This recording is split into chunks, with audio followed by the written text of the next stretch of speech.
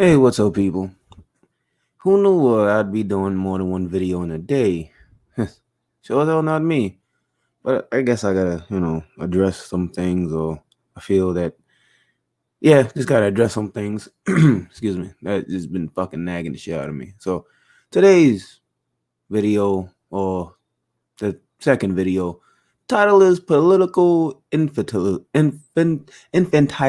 God damn. Infantilism. Pretty much childlike behavior. And we know those of us with non-smoothed out brains and can call balls and strikes without getting deranged because one side is our favorite side and the other isn't. When people can actually sit down objectively and look at things, not add emotion to it, not add your bias to it, just sit down and objectively look. A lot of people can't do that for whatever reason. I guess it might be just a human nature thing, just what people do. But it just gets to the point where it hurts them and it doesn't even know. When people start supporting things that go against their own interest, like, why? Why would you support something that goes against your own interest? Is it because you feel that if you support this thing, the other team or what you view as the other side will lose? And is winning your whatever hypothetical battle with your your enemy or your perceived enemy, is that more important than getting the right thing done? Probably. Probably. Most likely. Right? But when it comes to politics, it's like sports. Take, for example, you had the Giants and Eagles play, all right? Two horrible teams by record standards. Today the Eagles are 2-4-1. The Giants are 1-6. Horrible.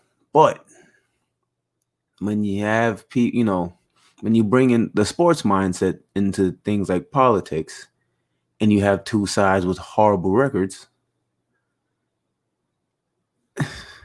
people will literally just shout from the rooftops how good their side is and how bad the other side is. It's like saying, "Oh, the Eagles are a Super Bowl caliber team," as opposed to the Giants, when the Eagles before the Giants game was 1-4-1.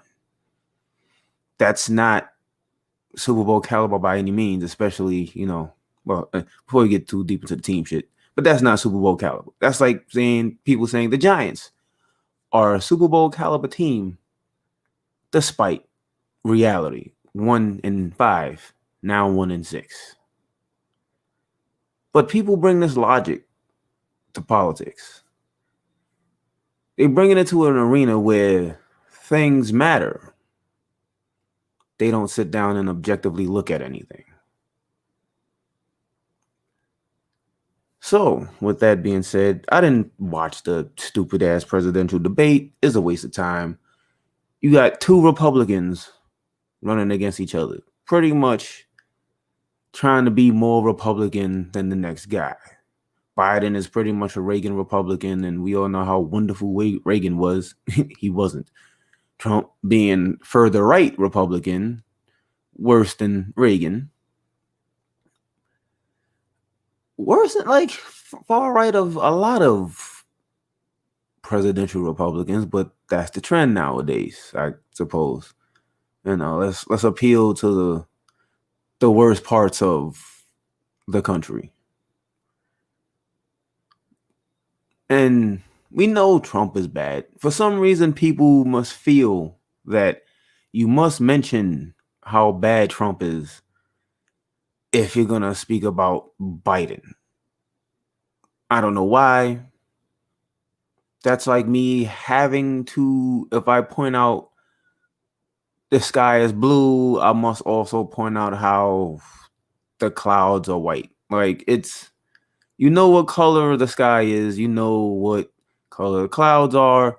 It's just that fucking ridiculous. I don't understand.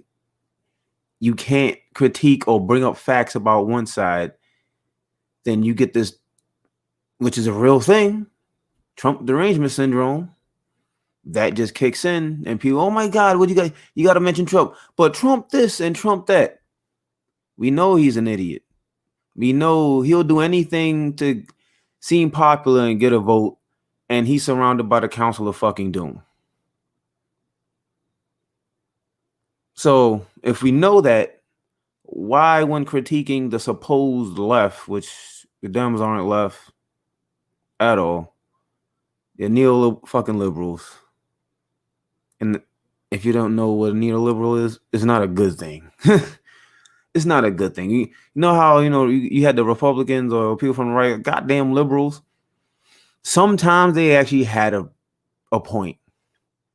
Sometimes they had a point. Just like when, you call fucking conservatives like fascists or Nazis, there's a point to it. Authoritarians, there's a point to it. But when the right, like fucking liberals, goddamn look, they had sometimes, just sometimes, a broken clock is right twice a day. They have a point. So with that being said, people really need to stop getting derangement syndrome on either side. Especially when it comes to this fucking every 4 years, the presidency shit. Your local elections affect more things than every 4 years. But then you still have the loons. Oh my God, what they're gonna run the country? Honestly, the presidency doesn't run fucking anything at all. You live in an oligarchy. You barely live in a republic or a democratic republic. Any of these things, because there's studies done showing that anytime legislation is put up, unless it helps rich people, the elite, the 1%, whatever you want to call them, corporations, multinational corporations, anytime legislation is brought up, it has to help them first before it helps the regular people. Now, when things like Medicare for all was put up, nobody cared. Do you see anybody running on that? You got Biden wanting to bring back the Republican healthcare plan of the ACA, then bring back the mandates which force you to buy horrible, expensive health insurance. And on the other hand, you have the Republicans pretty much wanting to dismantle the already crappy healthcare system, which would in turn just make it worse or go back in time before the ACA, and then you just take away pre-existing conditions and all of that, which people laud the whole pre-existing conditions thing, which I guess is nice until, when we get to the rub, oh shit, I can't afford my premium. Great, you have insurance from one of the hundreds of horrible insurance companies, one of the hundreds of horrible middlemen between you and the doctor and getting treated. You got to pay the tax. But you have pre-existing conditions included, so great. People don't look at the whole thing. Once again, political infantilism. My team, their team, the other team wants this. My team is, and I hate the other team so much, I'm going to accept the whole forced mandate to get horrible health insurance, because just because they had it pre-existing conditions to when you get health insurance, it doesn't have a price control in it. So you're paying $5,000 out of pocket, $2,500 out of pocket, more than what you pay for your car insurance. Like if you got into an accident, your deductible is like what, $500. Oh, you had a mini stroke? Well, your deductible is $2,500 now, mister. I'm sorry. Considering the times and the climate where people are now out of work, Their hours are cut if they aren't completely out of work. Not if you're a business owner, good luck. Small business owner at that. I'm gonna talk about motherfuckers like Shake Shack and Starbucks and McDonald's and shit. But if you're like, a small business owner that employs less than 50 fucking people, your business is hit now because of the whole COVID shit. But hey, Joe Biden wants to bring back, the ACA and build on it. When people wanted a public option, it didn't help the rich, so it didn't get passed. Obama didn't even push for it. So yeah, people don't think. Now, everybody's like, oh shit, Trump is going to destroy the country. He's so bad. Granted, he's bad, but why would he all of a sudden now flip the switch to destroy the country if he gets reelected? I don't understand that. And people are worried about him destroying the country without actually looking or doing any kind of research, right? So Trump isn't the problem. He's the symptom of a problem. There's a reason Trump won. The Democrats have been so ineffective on purpose, so laissez-faire with your well-being, the country's well-being, for support of their donors, that a dude like Trump won the election. He most likely wasn't planning to win. The other Republicans were so bad and cookie cutter. The GOP base didn't want them. Nobody wanted fucking who the fuck? The Zodiac killer looking motherfucker. Ted Cruz. Jeb Bush. Nobody wanted these fucking assholes. They were too establishment. Trump came in speaking that populist right-wing shit, which I don't know what populist right-wing even is. That just seems like an oxymoron to me personally, because how are you a populist and a conservative, and we still don't know what conservatives actually conserve from their own mouths? But when we look at them, they pretty much conserve shit like racism, unfettered capitalism, greed, and shit like that. All right. But the shit was going so bad, Trump was able to win. And the only ones who lost were the people. Why? Because then Democrats turned right around and now they can fundraise off of Trump being so bad. They may act like he's the worst thing ever. They fast tracked a bunch of judges for Trump. A bunch of judges. While they fearmonger about Brett Kavanaugh, remember the whole Me Too thing, and then that died as soon as Tara Reid came out with an allegation against Biden, because then the Dems was like, oh, well, we're done with that. It's going to hurt our golden child, or our golden fucking grandpa. But with Trump in office, they can fundraise off of just straight fear mongering. Oh my God, the other guy's a Republican. You got to give us money so we can run these candidates, and blah, blah. And when you turn around, nothing gets done. Nothing at all. Just like when Obama was in office, what happened? He said he would put on a soft shoe to go with workers and union members in Wisconsin and march with those teachers. He did nothing. But nobody said anything, because it's my team, their team, political infantilism. It was excuses of, oh, the Republicans are stopping him. Republicans did not stop Obama from running out of bombs. They didn't stop him. The Republicans didn't get in the way of him actually doing something about DAPL. He let the water protectors get their heads cracked. Remember Occupy Wall Street? He let those protesters get their heads cracked and did nothing with the momentum of that movement. With all the people in Occupy Wall Street would have voted for him, and he did nothing. And with him pretty much doing nothing and caving, because Obama was pretty much the Black Reagan, They lost 1,000 seats. But then instead of people taking a look and actually analyzing why the Democrats under Obama lost 1,000 seats, they just made up excuses. They, oh, well, you were supposed to get out and vote. You had to do this, and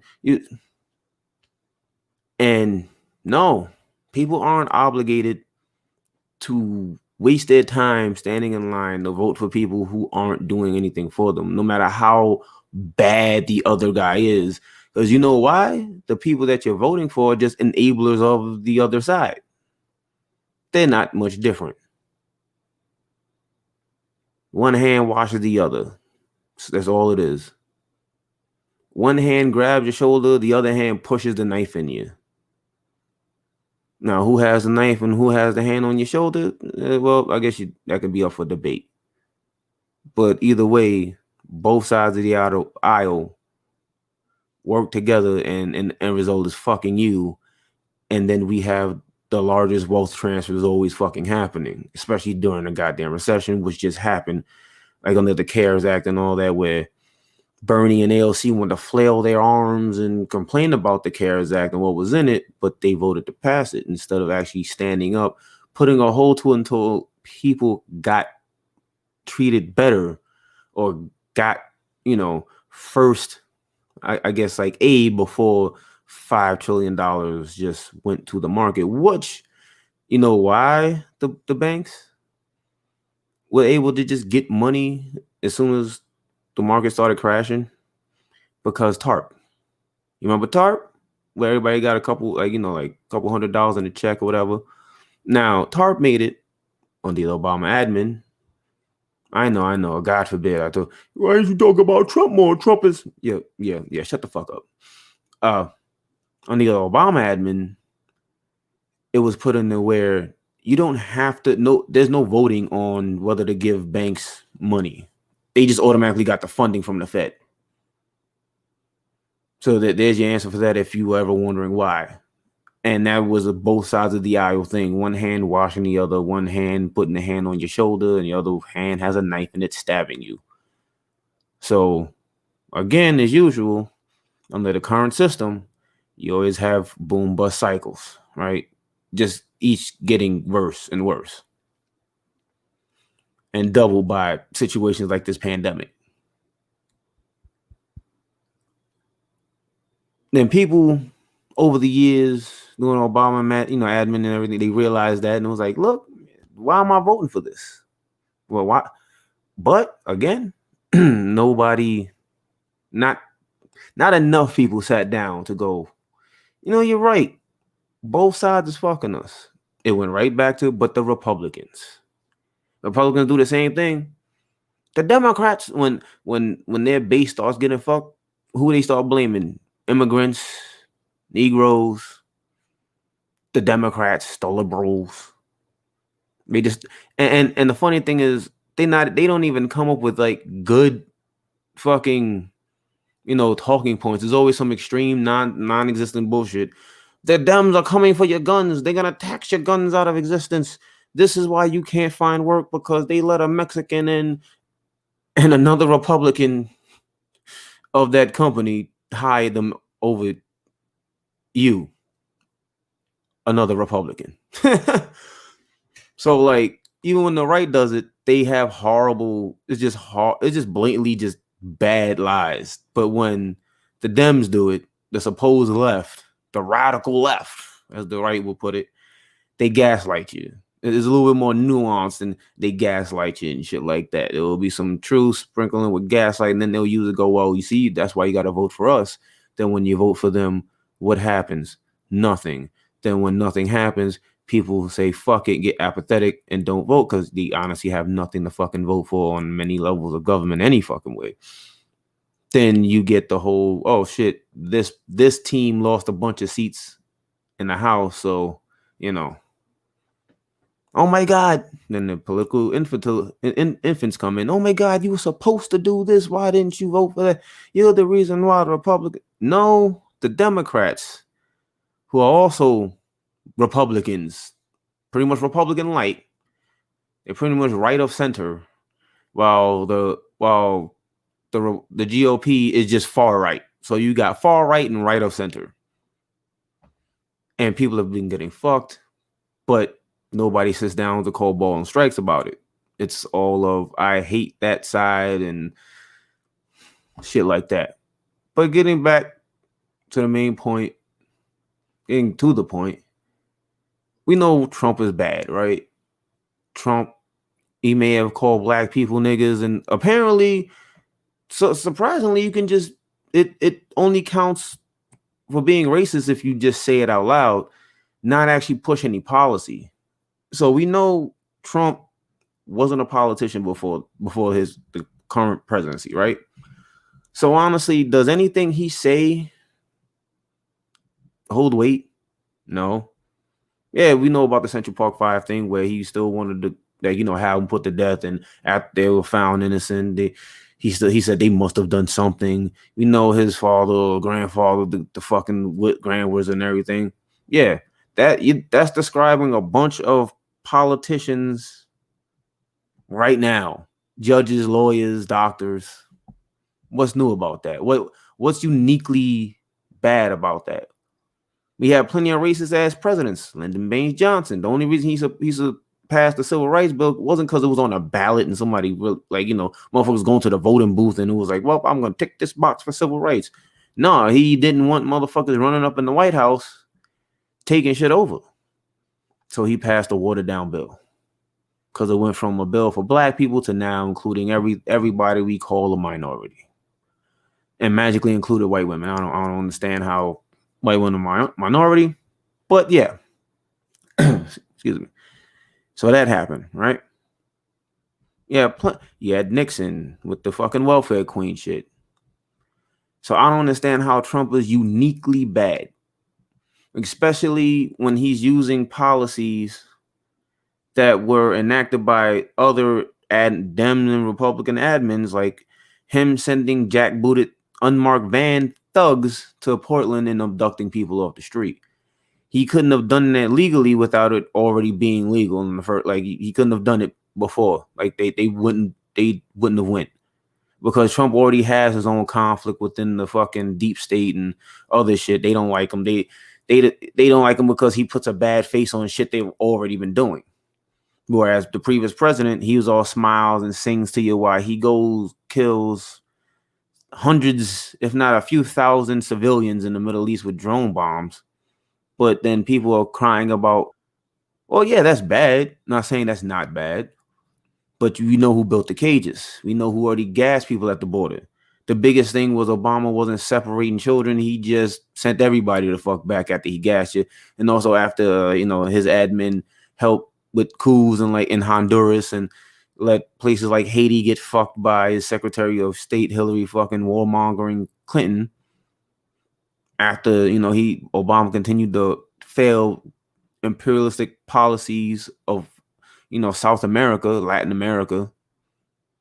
That's why you get so many people coming in, and it was people just like it's all Mexicans. No, Mexicans are literally just going back. You had more people from Central and further South America. But Trump is sending the kids yeah, it's bad.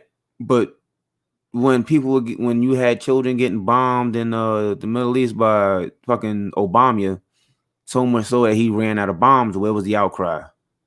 Nobody had anything to say. It was but the Republicans. That's what you got. But the Republicans, that's what you got. So this presidential election, the political infants are trying to pass off Trump as a unique evil. He honestly isn't. Trump called people names. So do a lot of racists on a daily basis. But see, here's the thing. Trump doesn't have a 40-year track record of passing policies that's actually racist and affecting people. Just for example. Just for example. Now, this dude, like Biden, after he was picked by Obama, because Obama couldn't pick another black fucking person to run with him, or he couldn't get the white vote much, right? Wasn't going to do it. This dude goes, quote, "You got the first mainstream African American who is articulate and bright and clean and a nice looking guy. I mean, that's a storybook, man." Biden in reference to Obama. Now, if anybody else said that, right? If your average white person who wasn't in the office or something, or maybe was a Republican and, actually tagged Republican in the registry, said this, people would be fucking upset. They'd be pissed. Like, how racist is this? Then you get a whole article from the Grio or HuffPost or some going into the history of how bad something like that is in the historical context. But for some reason, if Biden says it, well, that was a while ago, man. It's cool. Trump called people niggas. Wait. So what Biden, the racist shit Biden just said is cool because Trump bad. All right. Then another one. In Delaware, the largest growth in India in population is Indian Americans moving from India. You cannot go to a 7-Eleven or a Dunkin' Donuts unless you have a slight Indian accent. That's not problematic. Is that not problematic? Because I know if like fucking Tucker Carlson said that shit, motherfuckers will lose their minds. Rightfully so. Not gonna say is they shouldn't, but don't you taste a little bit of hypocrisy here? Another one. Many of my fellow Delawareans were immigrants. They all spoke perfect English. Some had foreign accents, but pointing that out is hold on. Yeah, well, that's not really a quote. I don't know why they didn't even fucking add the rest of the fucking quote for that.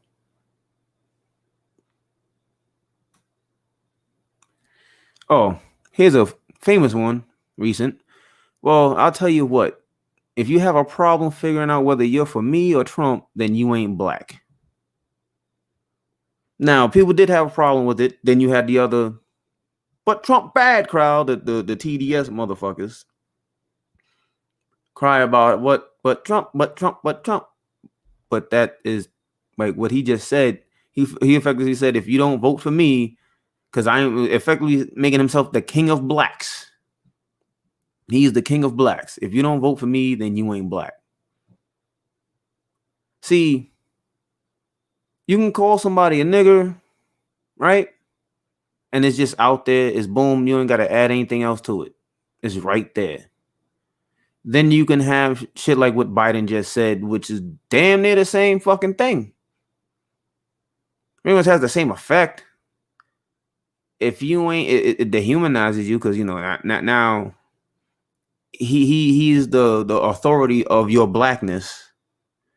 Just like when somebody calls you a nigger, it dehumanizes you. The person using the slur, throwing it at you, thinks of themselves the authority on your worth as a black person. And since you're black, you're nothing, so you're a nigger. Whereas Biden, if you don't vote for me, you ain't black, because obviously black people owe him a vote. That's not problematic white guy shit. I think it is. I think it is. Then you pretty much see this one. I don't know, because just from like, sometimes you gotta be aware of your sources, and even when they're right, people like when Tulsi with the Project Veritas shit. So yeah. All right, well, we're gonna skip over that one because that one's kind of Here we go. Biden's comments about desegregation in his kids growing up in the racial jungle. Now, don't tell me about Trump being bad back in the day and that's somehow uniquely bad to versus Biden's horribleness back in the day. Because I was told this. Well, Biden saying that was like 40 something years ago. But when Trump says something about black people that far back, it's a special issue somehow.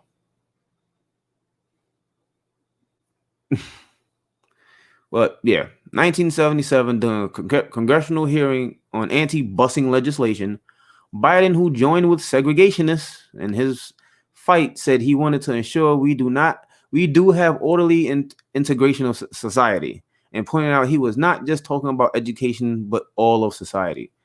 Then he said, unless we do something about this, my children are going to grow up in the jungle being a racial jungle with tensions having built so high that it's going to explode at some point. We have to make a move on this. So pretty much he doesn't want his kids growing up in a racial jungle. He don't want Negroes sitting next to, But that, him saying that is not as bad as whatever the fuck Trump said. Despite what Trump said is just he's so stupid he can't nuance or couch his racism in language, so he just says things right out in the open, which honestly people should like that more, because they'll know where he stands rather than having to decode and go, wait, that sounded problematic, then sit there and think. When Trump says something bad, you don't have to do Common Core in your head to figure out whether it's bad. It's like 3 seconds, boom, oh shit, that motherfucker's horrible. But when Biden says something, people go, they start hemming and hawing. I don't know. Then especially now, because the presidency is Biden versus Trump, now you got the morons on either side trying to fluff up, better powder up the piles of shit. Oh, well, Biden is obviously better because he said this. Well, Trump bad. Trump said things that bad, and Biden said things that are bad. But Biden, and that was back in the day and stuff. Also, Biden using an anti-Semitic slur, Shylock. Shit, I didn't even know that was an anti-Semitic slur. All right, here we go. Biden said during remarks at the 40th anniversary of the Legal Services Corporation that people would come to him and talk about what was happening to them at home in terms of foreclosures, in terms of bad loans that were being. I mean, these Shylock who took advantage of these women and men while overseas. Alrighty, then the term Shylock is considered an anti-Semitic slur by the Anti-Defamation League, and Biden was rebuked by the group for using the slur, prompting Biden to publicly apologize for his poor choice of words. But hey, man, Trump bad. Then his comments about poor kids.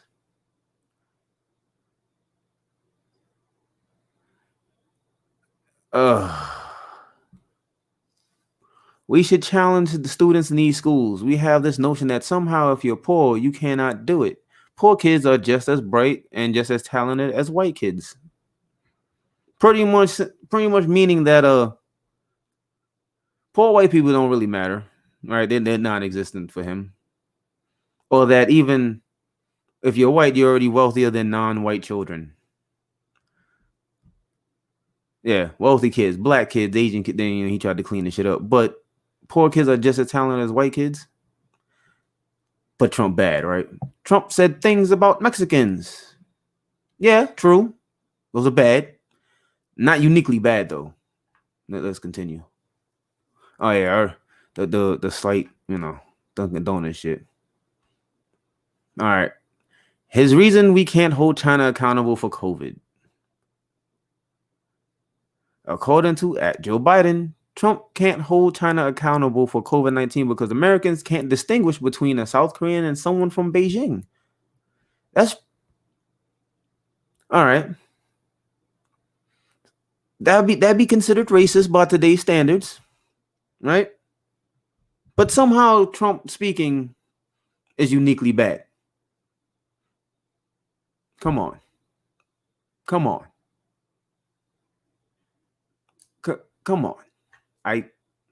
Then he has a long history with a long history of just with fucking segregationists and avid racists and shit.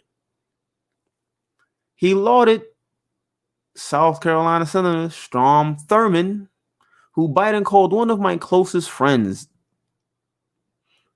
So this dude said he's close friends and he's never taken that back. He's never apologized for it. He never said, maybe I should have thought about that. Ever. Ever. But somehow when you bring this up, the political infants come right back in. But what about Trump? Trump got the racist Steve Bannon. Right here, fucking Biden literally eulogized a dude, Strom Thurmond, an avid racist, at his funeral and called him a closest friend. Somehow Trump is uniquely bad. His racism is a unique form of horrid racism that I don't understand how, because like I said, Trump is just mask off with it when he's too stupid to couch his shit. Too fucking dumb to couch it. But you can't, every time somebody points out Biden's actual fucking racism, oh, he worked with a black man. You mean the guy Obama who was insanely popular among black people and other motherfuckers, other quote unquote minorities, and he needed to get more of the white vote, so he literally picked Joe Biden for that reason. Like, and then you not hear about him describing Obama? I just said it. You know, what we have here is a mainstream, articulate, well, like Trump's racism isn't uniquely bad because Biden was Obama's VP. The racists work all that. I'm pretty sure you work with a few racists, right? Yeah, you know a few racists. Are they always racist up to your face? No. Are they calling you a nigger up to your face all the time? No. So this whole Obama worked with Biden thing so Biden can't be racist is the most dog shit logic I have ever fucking heard. Complete dog shit. The lay person works with racists every fucking day. Every day. Not all races are fucking gun-toting, little dick grabbing, American flag fucking waving, back the blue terrorist flag fucking waving hicks. Some races wear suits, ties, and a fucking smile. I'm pretty sure you know that. And if it's just a part of you going, yeah, you're right.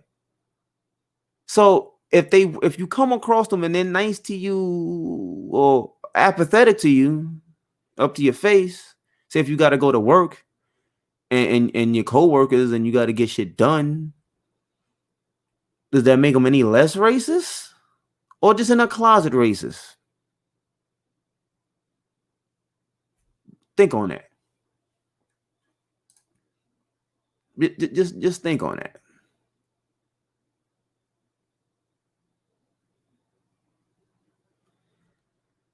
So people go, oh fuck, Trump lies so much. All right, granted, you're correct. Now we're gonna call the balls and strikes. Trump's lying, not uniquely bad, but he's corrupt. He is.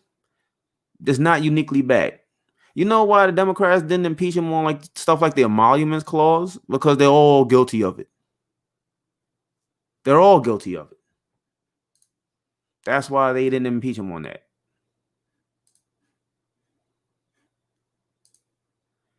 Oh, all right, Holla. I was just looking at a whole nother screen. One moment, people. We'll be right back.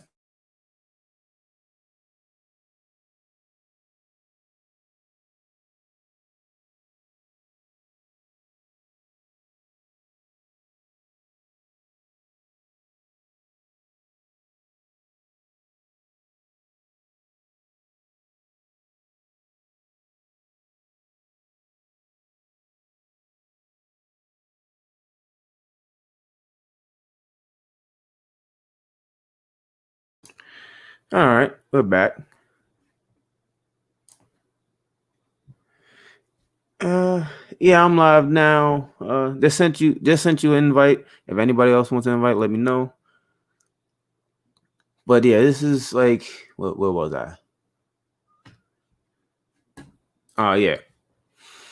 Okay, so also Biden he said a bunch of dumb shit. Well, here we go. Him lying about shit.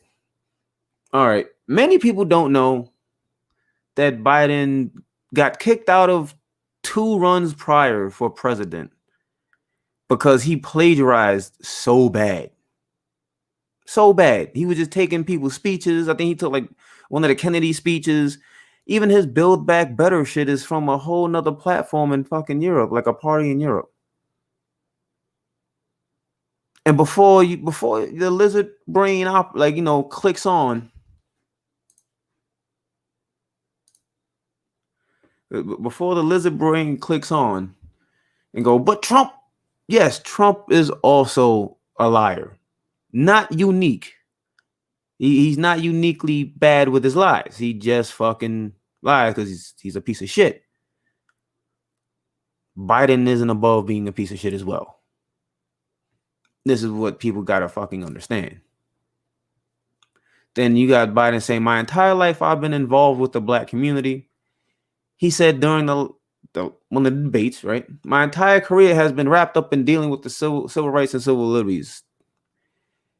By that, if he means being anti-busing, working with a segregationist, no racial jungles, that or lying about being jailed with Nelson Mandela in South Africa. Hey, Al, what's up? Adding you to the stream. What's up? Am I live? Yes, live. Yo, you know what's been really annoying me, man? What? Like, have you heard this? Like you seen that Noam Chomsky had did an interview with the two of the people from the Justice Democrats, right? Yeah. And Chomsky's wrong. You know, people. You know, you can respect Chomsky in terms of his analysis of what the problem is because he's very good at that. Yeah. But when it comes to solutions, he's dead wrong. And what's annoying me is that people are acting as if the people telling him that he's wrong are just complete idiots. That's the thing that's really bothering me. It's like I've seen a couple of people, like I've seen David Pakman have that take. Um, this guy Zero Books, the guy who does that. Of course, Sam Seder, and I've gotten into it with Sam Seder on Twitter before. Oh, really? Yeah, it wasn't. It wasn't. You know, it wasn't disrespectful, but it was Mm-hmm. an argument because I was saying he was saying that he was basically trying to blame the people that didn't vote for Hillary Clinton as the reason why Donald Trump is president. And what I said was, you're not placing the blame where the blame should be placed, which is on the Democratic Party and Hillary Clinton. So Correct. I disagree with what you're saying. I'm disagreeing with who you're putting the blame on. Mm-hmm. And it's so funny that they just let the Democrats and the DNC off the hook and they voter blame and voter shame. And the reason why Chomsky and the rest of these people can say, well, you know, we just got to suck it up, because that's what I've been hearing. You got to suck it up. It's only 2 people. There's only 2 you can vote for. So you can't vote for Trump, vote for Biden. And it's like, listen, at some point, that has to change if you want any type of change right now. And this is why, like, I don't want to hear shit that Bernie Sanders has to say. When I see his videos, I turn them off. Same. I don't want to hear a goddamn thing you had to say, because when you did more fucking damage than anybody during this election cycle, because people put their money on you. People who wasn't involved in the political system said, you know what? I like what this dude is saying. I'm gonna put my money on him. And what did he do? He was so concerned about his friendship with Joe Biden. He said, fuck them. Basically. Yeah, he did. He pretty much threw his whole base under the bus, and like Yeah. Nina Turner under the bus, Breonna Greyjoy under the bus. Right. And then you sit up here talking. Now you want to talk about putting Joe Biden to pushing him to the left. Motherfucker, we had a pandemic going on and you were pushing universal health care. How do you not win when you have a position that popular? Exactly. It was You like just gave 77%, up. 80%. Yeah, he did. He bent the knee. But a lot of morons on Twitter say that his excuse is, well, he said he was always going to he was always going to support the nominee, which I find is like a cop out. So just in case what happened did happen. Oh, well, I was always going to support whoever the nominee was. So, I said that so you can't look at me and blame me, even though, come on, that's fucking bullshit. You shouldn't have bent the knee. But they didn't learn from 2016. And honestly, I think Bernie was just an op to sheepdog people into the Democratic Party. I mean, how can we think otherwise? The only person who's really calling it and the only person who's really commentary that I've been listening to is Jimmy Dore. Yep, and people hate him for some fucking reason. And Well, there's he a tells the reason truth. why they hate him. There's a reason why they hate him because he's telling the truth. He called all of them sellouts. All of them. But see, that's what a lot of people are on Team Democrat. They're on Team Blue. Mm-hmm. So they're not going to call out these people on their bullshit. They're going to sit there and just accept it. It's like, why are we listening to Bernie Sanders? Yeah, there's no reason anymore. I There's would none. like if I was on TYT, if TYT was really telling the truth. And don't get me wrong, I don't want to bash TYT because a lot of people do that and throw them under the bus and blah. I'm not going to do that. I'll just say I disagree with them on a lot of things. A lot of things. And one of the things that I disagree on is this Team Blue shit. Yep, blue no matter who, no matter how bad the Democrat is. The Republicans are scary, even though you're pretty much voting for a blue Republican, a Republican with a different color. And see what should have happened. All right, we already know that, like they say things that we already know. We already know that it's Trump and Biden. There is no third option. There is no third option. You can vote third party, but you're not going to get any candidate into office as a third party. So we understand that it's Biden and Trump. We understand that. Our problem is this. The problem with the progressives, I should say, is that not Biden, Bernie never pushed Biden. Like, True. if he was going to drop out, what he should have done was this. He should have said, okay, I'm going to drop out of the race, but before I endorse you, these are the policy positions that I want you to push for and pass and once you become president. Mm-hmm. That's all. That's all they had to do. Say, listen, you want my endorsement? I'll give it to you, but only if you give me this. Yep, that's what And he should have done. one of them had to have been a single payer healthcare system. Now Biden would have tried to fight him like hell on that, but this is where you have people to say, all right, if you don't want that, then good luck with becoming president of the United States. Yep. Because y'all don't like me anyway. You hate my guts anyway, and you're going to blame me for you losing anyway. So then fuck it. I'm going to be against you.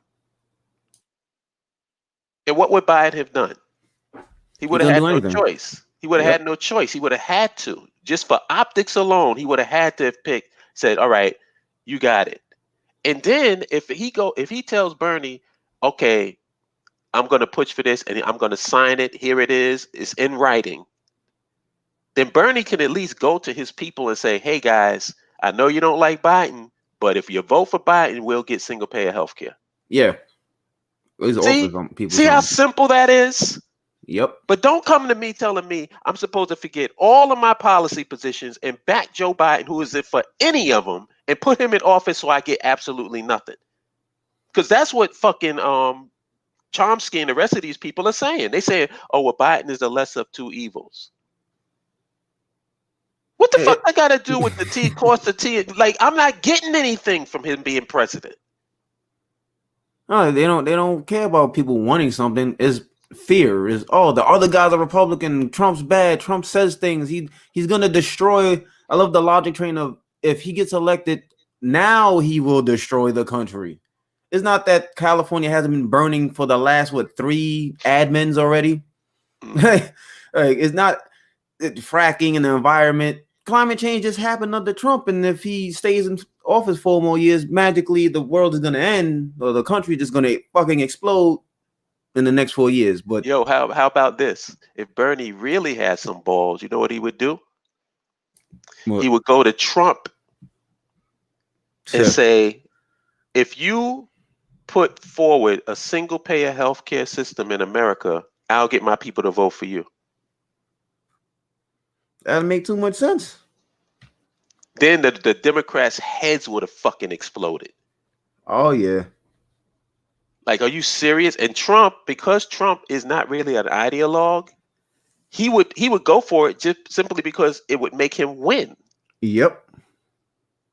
Yep. So this is the thing. It's like you can't play these games unless you organize, man. And that's just on the Democrat, like the progressive side of the Democratic Party. That's not even counting what we always say about our people. True. You ain't gonna win no battles. You ain't gonna move the chess pieces around. You ain't gonna play 3D chess with these people until you get organized. And I really think people really care about organization. It's pretty much build a brand, say some things that people want to hear, then that's it. And then fall in line. Don't rock the boat, because if things actually get fixed, a lot of people are going to be out of a job or have to find something else to talk about. Mm-hmm. Like TYT, for example. What would they be talking about if Hillary won? As hard as they pushed her, what would they be talking about? They might have pointed out some of the bad things she's done, because when Obama was in, they were, oh yeah, Obama's bad, but Mitch McConnell, look over here. So it's a lot of these people who have nothing, no existence. The Democratic Party, if they actually do win, how else do they fundraise? Yeah, well, TYT, it's a joke when you say you're gonna push. When I hear people say we're gonna push Joe Biden to the left, in the middle of a pandemic, you couldn't convince people that single payer healthcare was the way to go, and you couldn't win against Joe Biden, who doesn't stand for anything.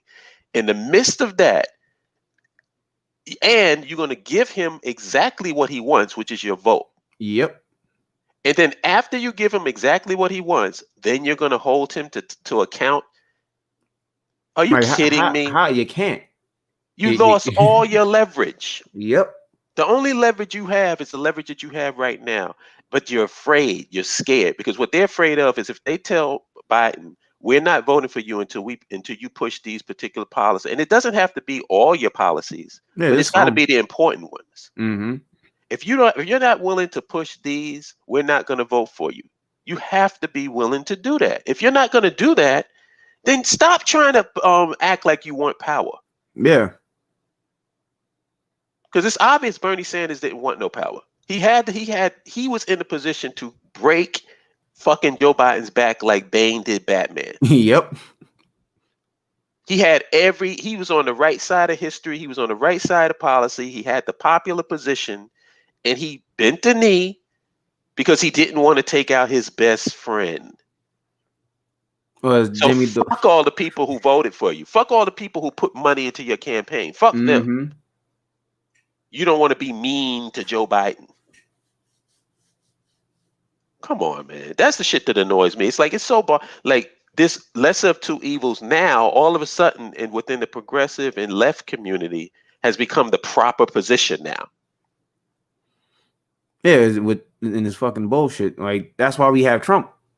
Yeah. The lesser of two evils. Like, you just want to repeat the cycle of what got you Trump. And if you get a competent Trump next time, then what?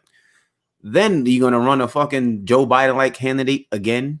Like, yeah, Joe Biden, and the crazy part about it is, Joe Biden doesn't necessarily, like, if the left was actually organized, Joe Biden winning is not a guarantee.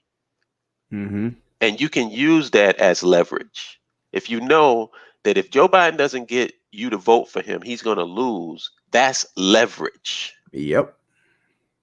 So why are you not utilizing that leverage? That's why I said I've seen Bernie Sanders I think the last time there was a video of him on the Hill and he was talking to Crystal Ball, talking about how he's going to push Joe Biden to left. I turned that shit off. I'm not listening to anything you have to say, dude. Because nothing he says is relevant anymore. It's like Right. you bent the knee, you fold it twice. Bye.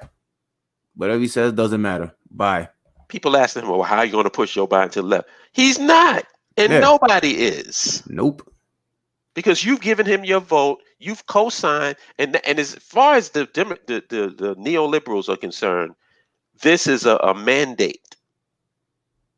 They're not looking at it as, oh, Trump was so horrible that people is going to vote for us no matter what. They're not looking at it that way. They're looking at it as neoliberalism is what people want. Yeah. Don't It's you going to want be a some cereal mandate. in the morning? Like, yeah, look, Biden is not even hiding it. He's saying it during the. I didn't see the debate. It was a debate recently. It was a debate last night. The usual bullshit. It's just Trump wasn't on a stampede like he was the first time because they had control over the mics. So he kind of, I guess like reined himself in a little bit. Mm-hmm. But it was still the same bullshit. Still the same You see bullshit. what Biden is doing during the debates. Like the last debate, I didn't see this one, but the last one, it was like Trump was attacking him on single payer health care, and his response was, "Well, I ain't for no single payer health care. Yep. I don't want people to have health care. What are you, crazy?" And people are still like, oh, you gotta vote for Biden, even though he doesn't give a fuck about your health care. You gotta vote for Biden because Trump. Like, oh my God. One dude doesn't want to do any fucking thing. The other one is gonna make sure he doesn't do anything because it's donors. Like, Yeah, it's ridiculous. And like I said, if Bernie Sanders, well, I wouldn't even say that because I personally believe that he shouldn't have lost in the first place. no, he shouldn't have. He should have After been he took the first one. few states, Mm-hmm.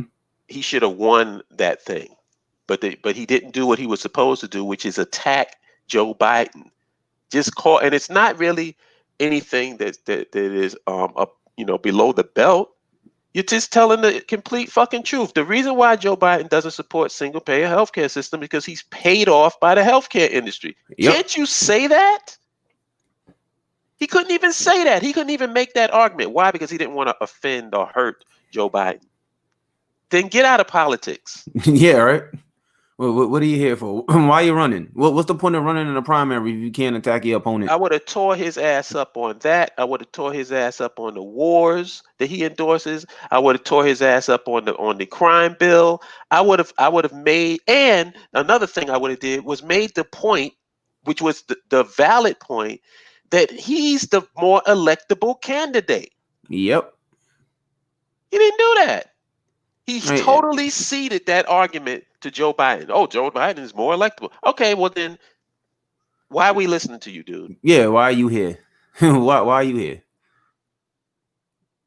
And it's crazy. It's like, so now this is the thing, the position that the left is in. Is that they not only do they have to vote for Joe Biden, but they have to vote for Joe Biden and get absolutely nothing in return for it. Yep, and expected to be told to be quiet, lest the Republicans will win the House and the Senate and stuff again. So you gotta sit down and shut up. Don't say anything. And they could have voted for Joe Biden with a clear conscience had they gotten something out of Joe Biden. Yep. Nobody would have argued with the choice of Joe Biden on the left. Nobody. If Joe Biden said, all right, this is my olive branch to the base of the party and to the left, I'm going to push for single payer health care. We're going to get that through the Congress and get that through the Senate. Nobody would have been mad at you had you said, all right, if that's what he's going to do, then let's vote for him. Yeah. Nobody. You would have got, even Jimmy Dore wouldn't have even said, would have had an argument against that. Yeah. This is what we're talking about. This is what annoys me. It's like these people, like the David Pacmans, the Sam Cedars, the TYTs, these people are so comfortable that they can make these, declarations that, oh, well, we have to. I mean, the lesser of two evils is the common sense thing. Well, that's cool when you got health care. Yeah, right. That's cool when you living comfortably.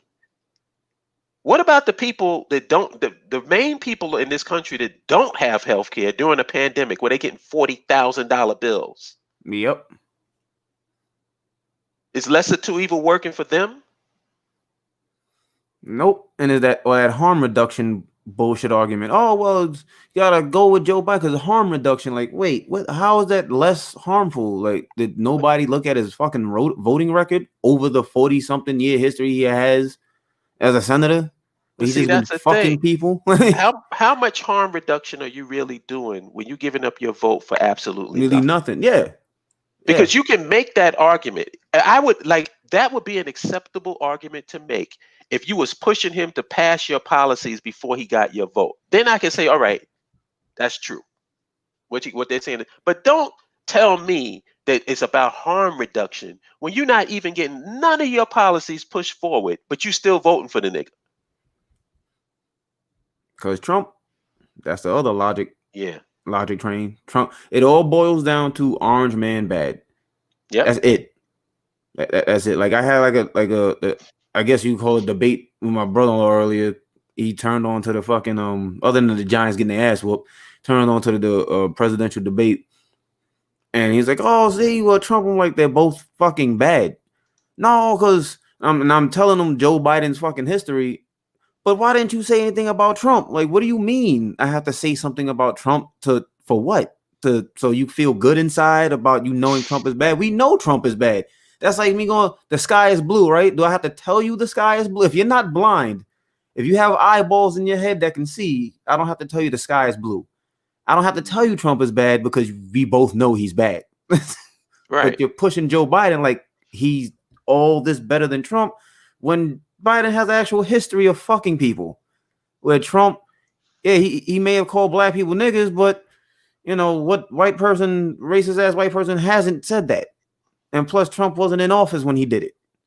He held Right. no political power. He couldn't pass a policy where he didn't have to say didn't have to call you nigga, but he could just pass a fucking vagrancy, some kind of like vagrancy or loitering law, which targeted black people, which is still in effect in California now. Lee Camp just did a video about it where black people get arrested for just standing, doing nothing but standing on the street, a public street. Mm. That's worse than that's worse than fucking Trump calling somebody a nigga. Yeah, he called somebody a nigga, but are they going to jail after it? No. Joe Biden was like, well, I don't want my children to grow up in a racial jungle.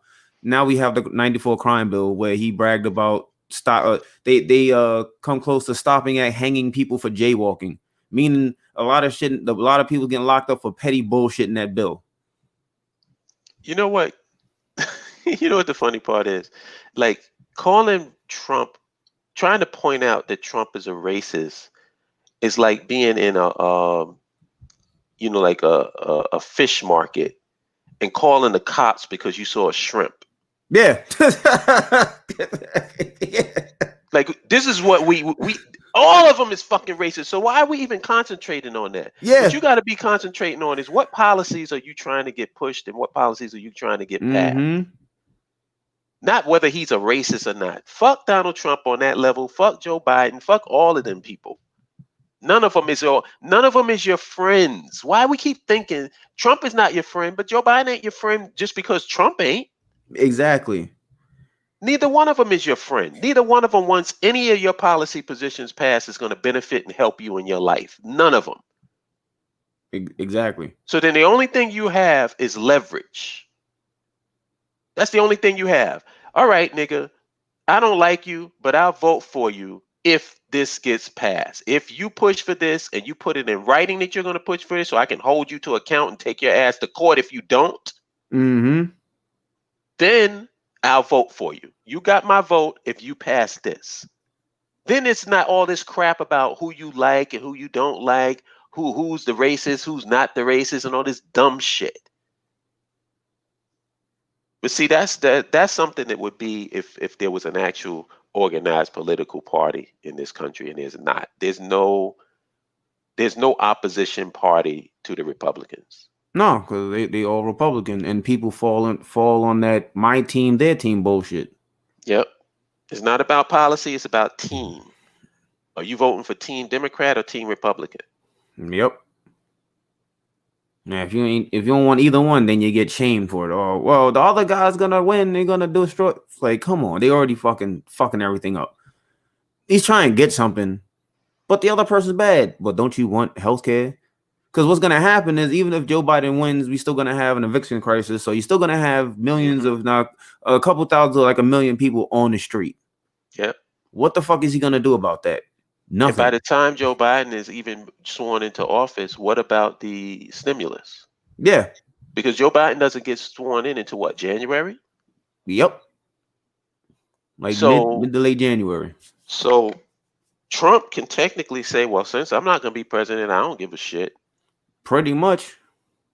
Then And all then the people. now nobody's going to get any stimulus, nobody's going to get any PPP or any of that shit. No, none of that stuff is going to go down. And we're in October now. Yep.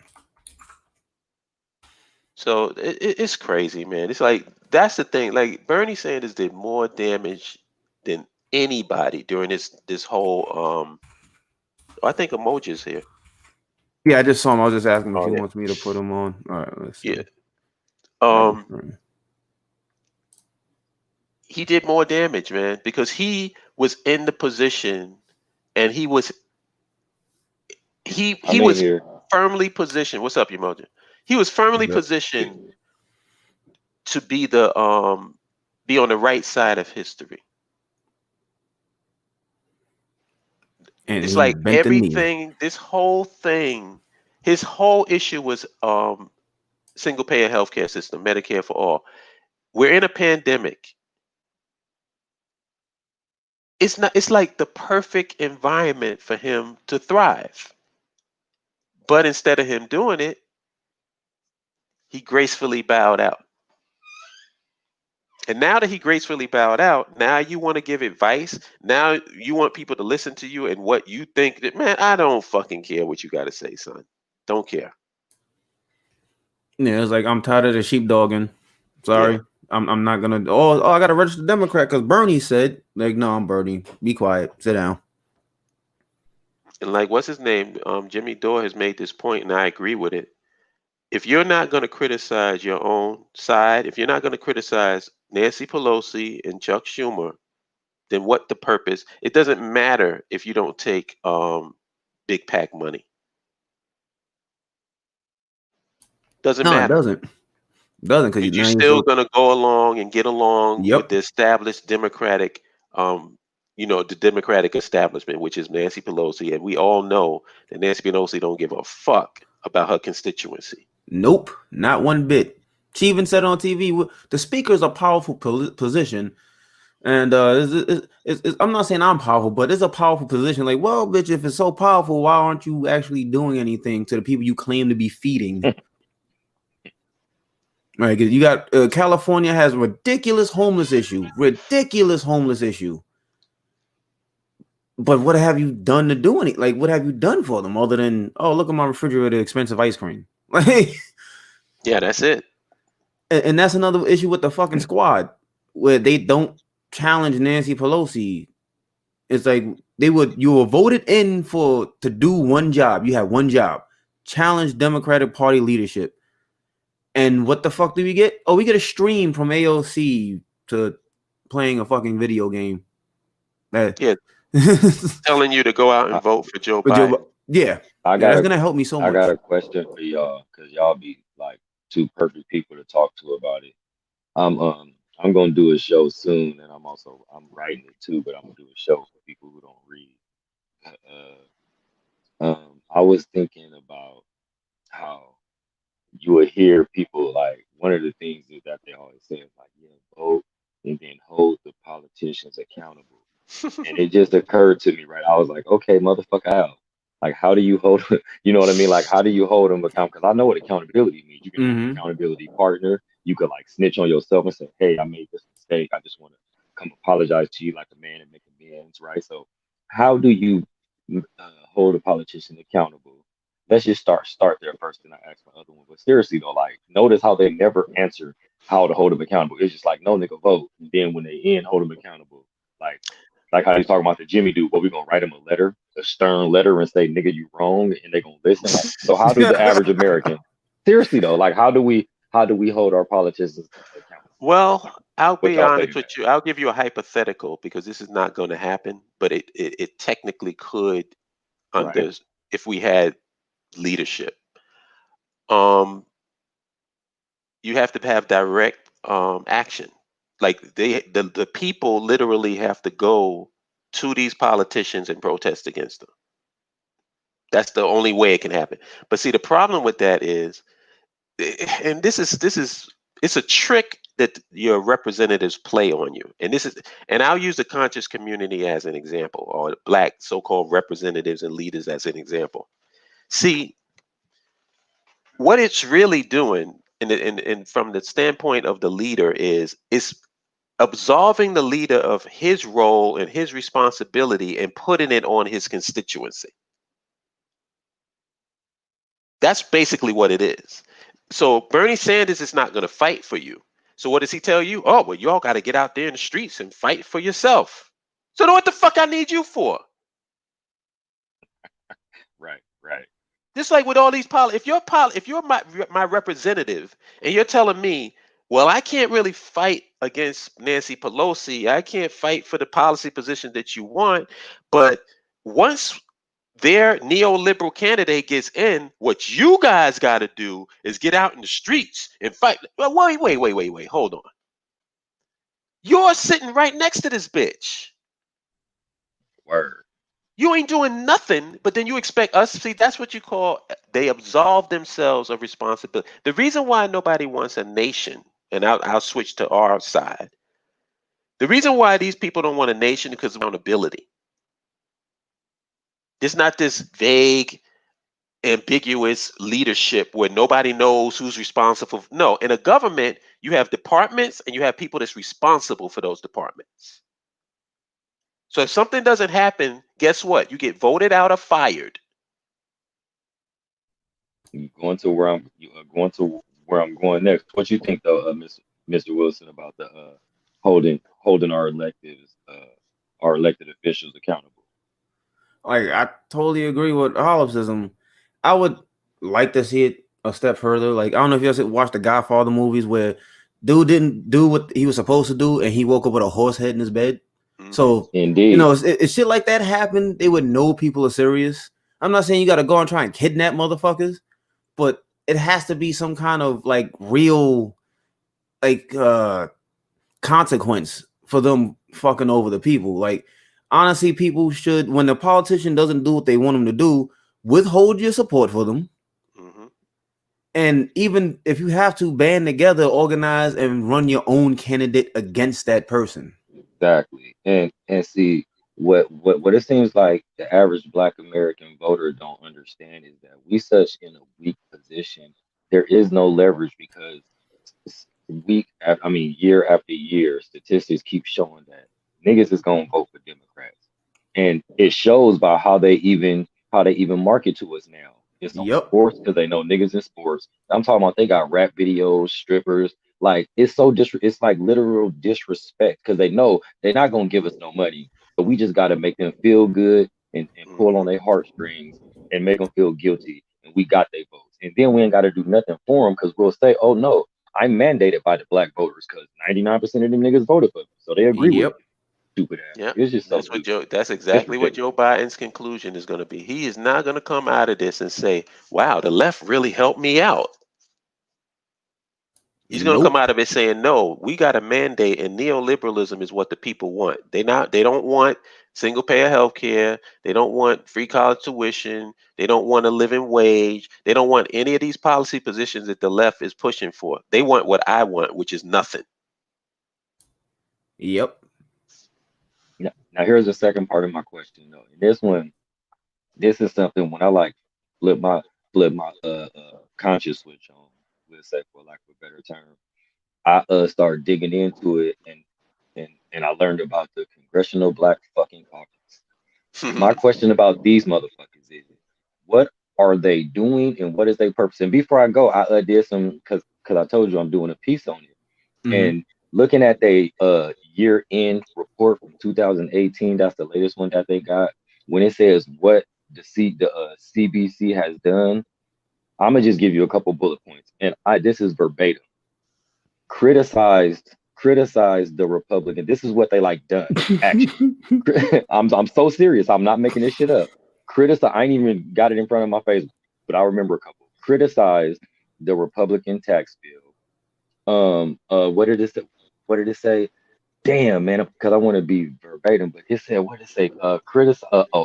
Asked, wrote a resolution to censure Trump's shithole comments. And I had to look up what censure means. Censure. Do you know what that shit means, y'all? It literally means to ask permission to say that something is bad. Like to ask permission, like that's like you literally that's like Wilson, that's like you slapping me, and then I have to come and ask you, like, hey, bro, do you mind if I go tell somebody that you slapped me and that shit was wrong? Literally, Oh man, this is what they have down, and then it has something like, oh, they urged HUD, the housing HUD, they urged yeah. HUD to live up to their fair housing mission, Oh urged my with a god. letter. I'm like, this is embarrassing, Oh my. but Oh I man. I said enough. Like, what do y'all? They've been around since 1971. And my question, because these are literally like we should be in they hit, we should be on their throats more than anything, because these motherfuckers are part of the Congress, and you are literally supposed to be for us. Yep. What the fuck are y'all doing? Because nobody says nothing about them. We always point to these white dudes and talk about Obama when he was in office, but these niggas been there and they still there now. They gonna be there tomorrow. What are they doing? And why don't nobody talking about them? Why they talking about go vote? Yep. Like pretty much they should be like, I guess, broken up or something, or whoever in their districts just need to stop voting for these fucking assholes. They haven't done anything. They're pretty much there. It's like putting a painting on your wall. That's it. There's a hole in the wall. I'm gonna cover it with a painting and fucking forget about it. What do you do about the hole? Well, there's a tree and there's a bush and Bob Ross wrote his name on it. But that's it. They haven't done anything. And people just need to just stop voting for them. Make sure they just get broken up, vote somebody fucking else in. And people, like, you're right, people should be saying something about the CBC, because you rarely ever hear anybody say anything about it. Peace, We Chima. sit up here and talk about Charlemagne. We sit up here and talk about Ice Cube. We sit up here and talk about these NBA. We talk about LeBron James. And then we complain about, like, well, they're not our leaders. We actually have people who's supposed to be our leaders. Like, when we say who our leaders is, like, I'm talking about not Al Sharpton, not none of them MS, not none of them Yeah. talking heads and pundits. We have people who are actually on Capitol Hill, supposed to be for us. They need to be fired at. Like, I'm talking about dome shots. Like, seriously, what the fuck are y'all doing? Simple as that. We never hear from them. And even worse, I ain't seen no commercial, nigga. Like, in my life, I've never seen a Congressional Black Congress commercial ever.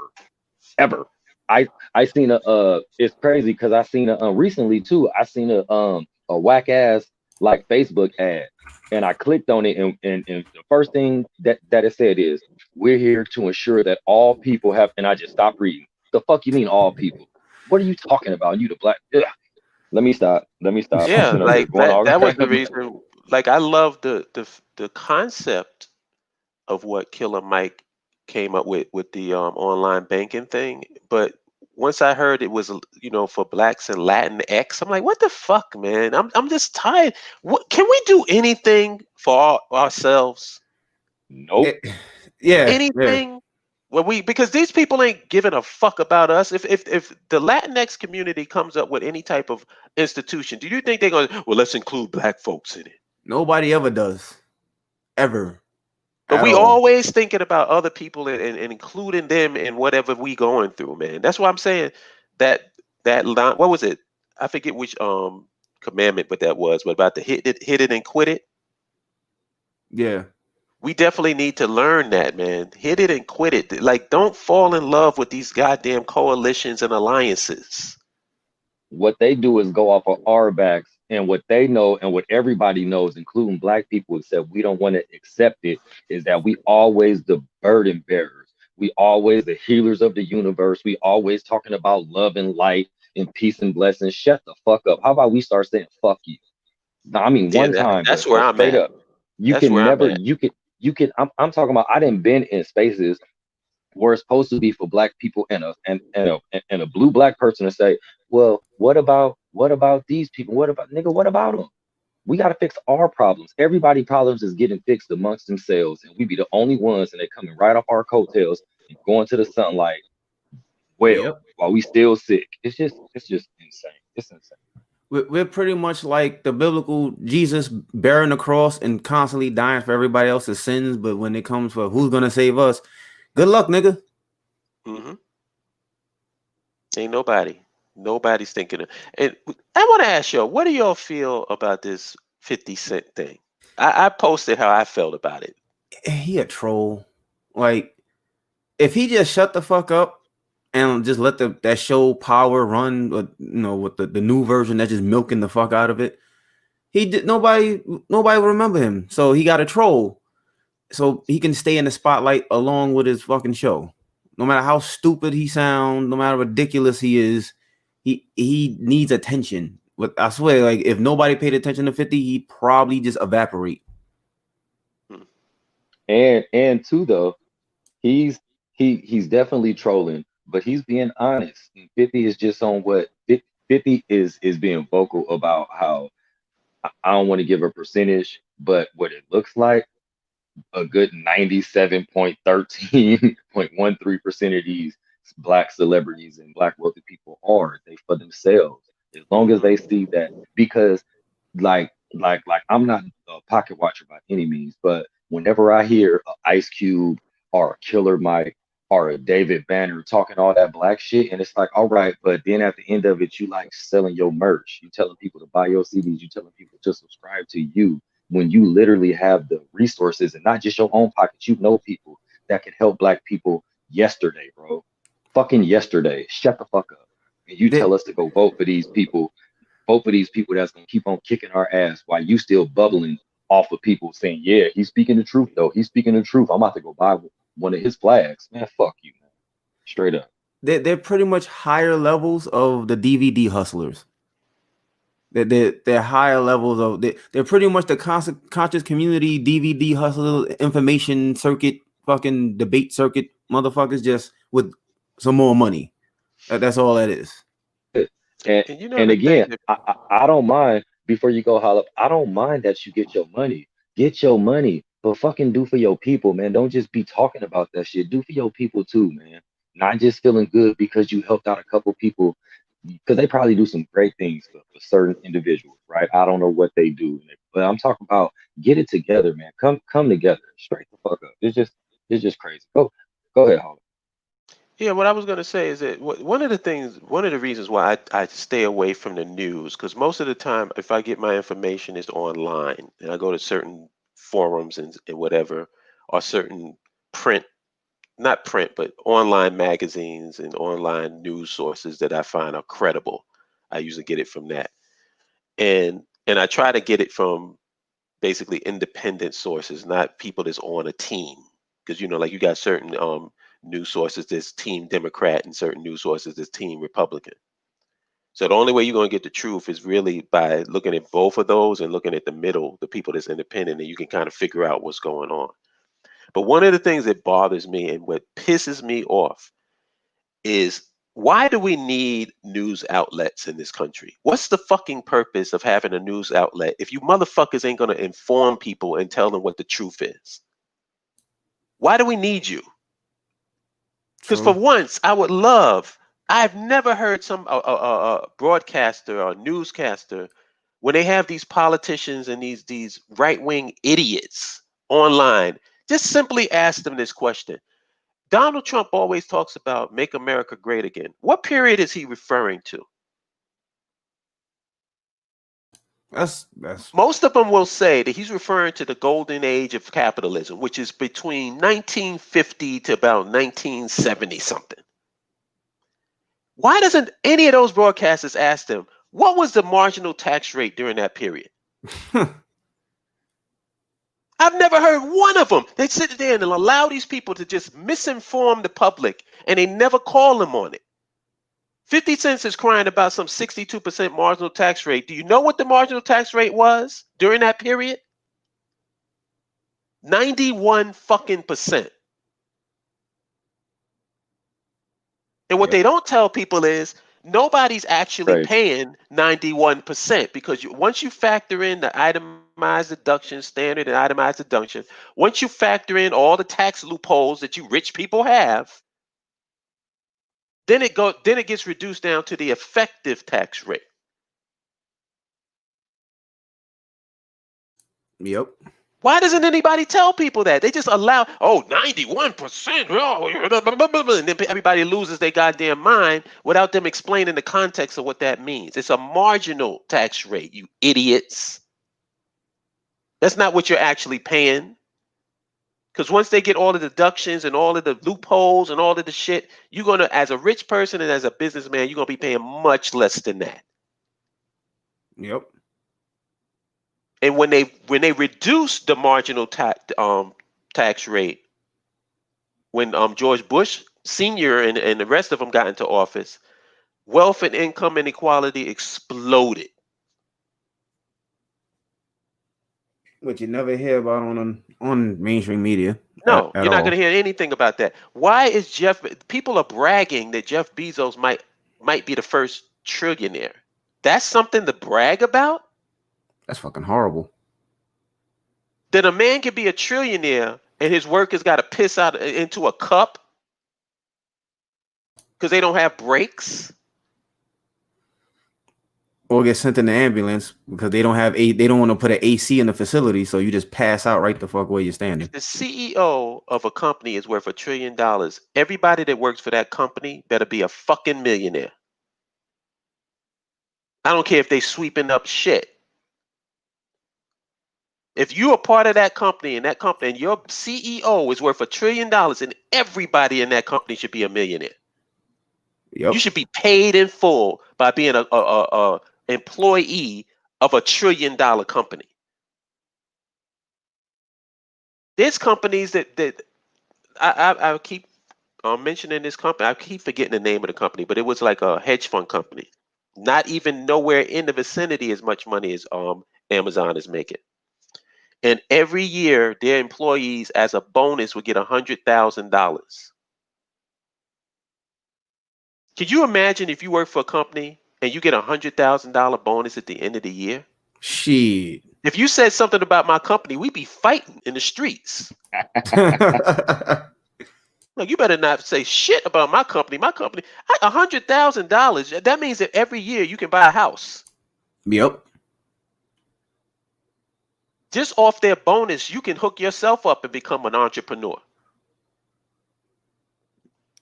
And this is like, and they don't have, and that's everybody. The CEOs don't get no more than the workers do. Everybody gets $100,000 bonus.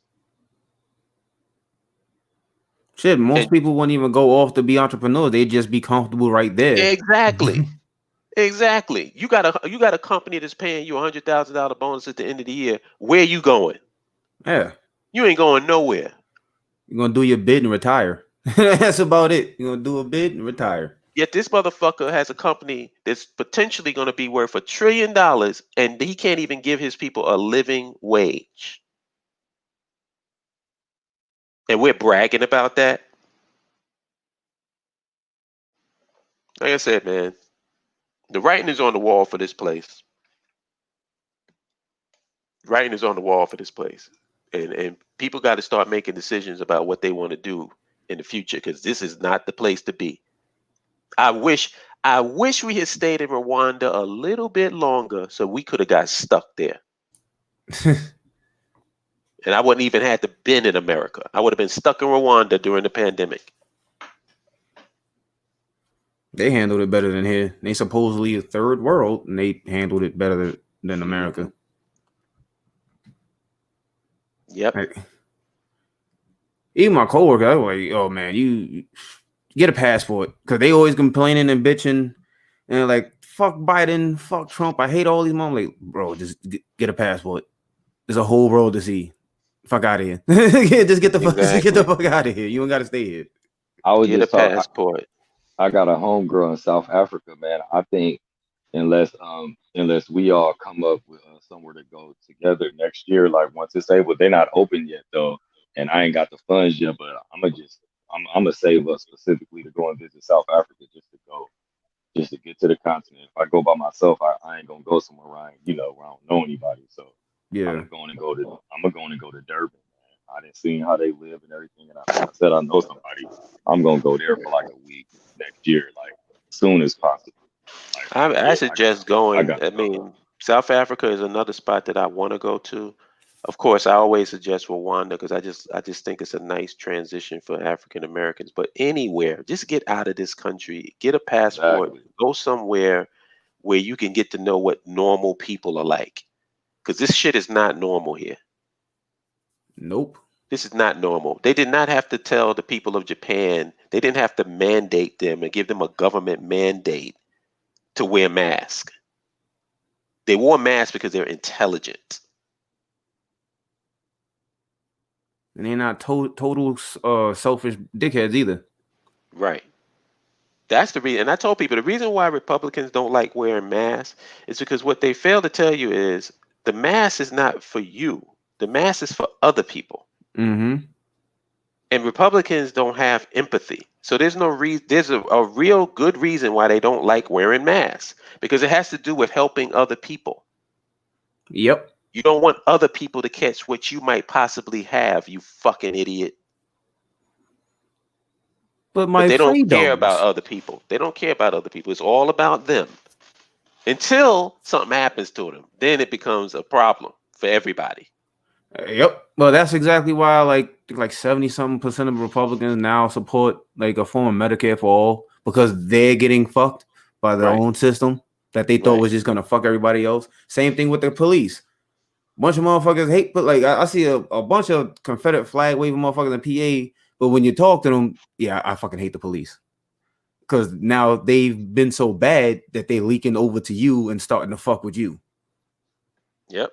That's all. It's only when it affects them. Like they're willing to put homosexuals against a wall and put them in front of a firing squad until one of their kids becomes a homosexual. Then Yeah. now all of a sudden, well, we gotta look into this. This is Yep.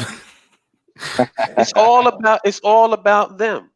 Chima says, we don't want to create disincentive to work. Remember that bullshit? Yeah, I remember. I Oh made that God. point all the time. It's like you're telling me that an extra couple of $100 is gonna um keep somebody from working, but $1 trillion doesn't. So if the guy's worth $1 billion, so then Jeff Bezos shouldn't be working no more, right? He's Yep. totally disincentivized to work. See, it's this one-sided bullshit. It's like the rules don't apply to them; it only applies to you. Yep. Because I made that argument all the time, man. If a person is working 40 hours a week,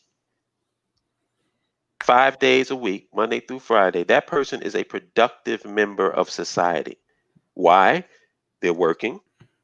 They're you got to get transportation to get to work. So you either Mm-hmm. doing the public transportation or a car. You got to get food when you're there. So you're buying from the food spots and whatever. You got to get clothes to wear. They're participating in the economy by having a Yep. job. Yep. They are moving the economy about. So I don't make fun of people who work 40 hours a week, no matter what job they have. I don't, because it's so funny that now this is you're an essential worker now. Just a hot minute ago, you was making fun of them.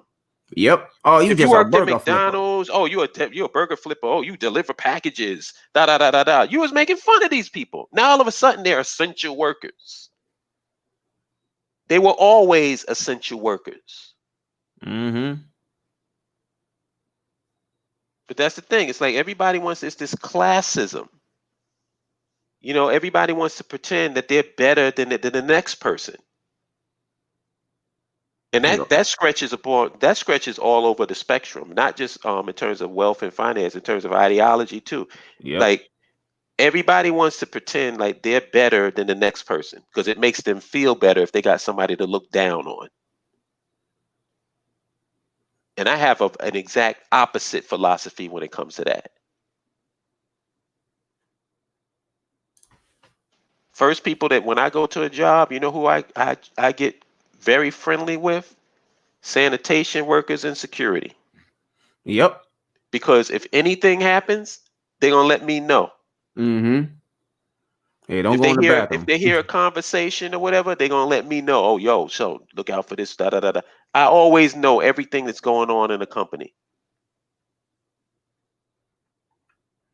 But That's dummies look down on them. Every person, when a person comes over to pick up my garbage, I say good morning. Let them know that they're a human being. Oh yeah. Because that garbage gonna pile up, and you ain't got a sanitation truck to take that shit to the dump. You at work, somebody act a fool. Well, do you really want to be put in that spot to have to calm that fool down, or the people that's hired to do it? Oh, Because I've had it like security guys have. I've been in companies, and the security guy will catch me like coming from lunch. He say, yo, Mark, is there a package? Are you getting a package delivered here, or are you expecting something?" And I go, "Nah, yeah." Well, like I think the time that he did, I was like, "Yeah, I'm expecting something." He said, "Oh, okay. If it's you, I'll do it." He said, "Fuck that other dude.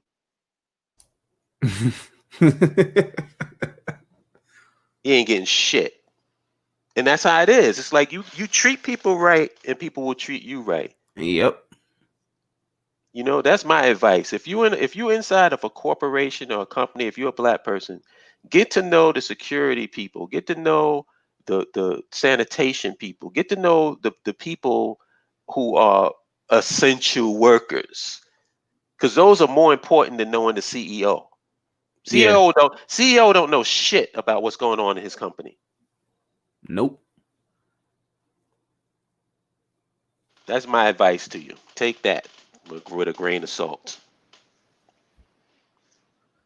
No, you're right though. Like essential workers are pretty much have become the bullet sponges, like infantry for the fucking army. You just become fucking bullet sponges. Before it's like, oh yeah, fuck that grunt. He just going out there. But is the lieutenant on the front lines? Nope. He in the back giving orders. Hmm. Then when it comes to here, motherfuckers, middle management above, get the fuck out of here. But you can't do the base person's job. You have no clue what the fuck they're doing. You just sitting at a goddamn desk all day. It's called selective capitalism. It's like I love how people love capitalism one minute and then hate it the next. It's like, listen, a stripper is providing a service. Mm-hmm. So how do you purchase her service and then put her down? Yeah, right. Like Like if you she's providing a service that obviously you want because your ass is in the strip club. mm-hmm. But yet you want to put strippers down. It's like that's what people do. It's like everybody wants to put other people down so they can push themselves up and make themselves feel better. Let you in on a little secret. When you're a secure person, you don't have to do that. True. That's when you know somebody is secure and when they're not secure. I don't have to put somebody down to make myself feel good about myself. If anything, you should be trying to help people and pull them up. Yep. Instead of kicking down the ladder. Oh, I made it. Well, let me just kick this fucking down. That way nobody else makes it. Like why? Like why? Hmm. Like I just hate biggest pet peeve is just people that make it hard to live. Like life is hard enough. There's literally places on the planet that anything and everything can kill you. Like Australia, koalas can rip your fucking face off. Hmm. So knowing that, why make average everyday life harder for the next person? There's no reason for it. Well, like I said, the reason is you got insecure people who don't feel good about themselves, so they have to abuse other people to make themselves feel good. It's like why there's people whose philosophy is, and this is parents. Parents have children and they don't want their children to have a better life than them. They want their children to go through the same shit that they went through. Yeah. There's parents that actually think that way.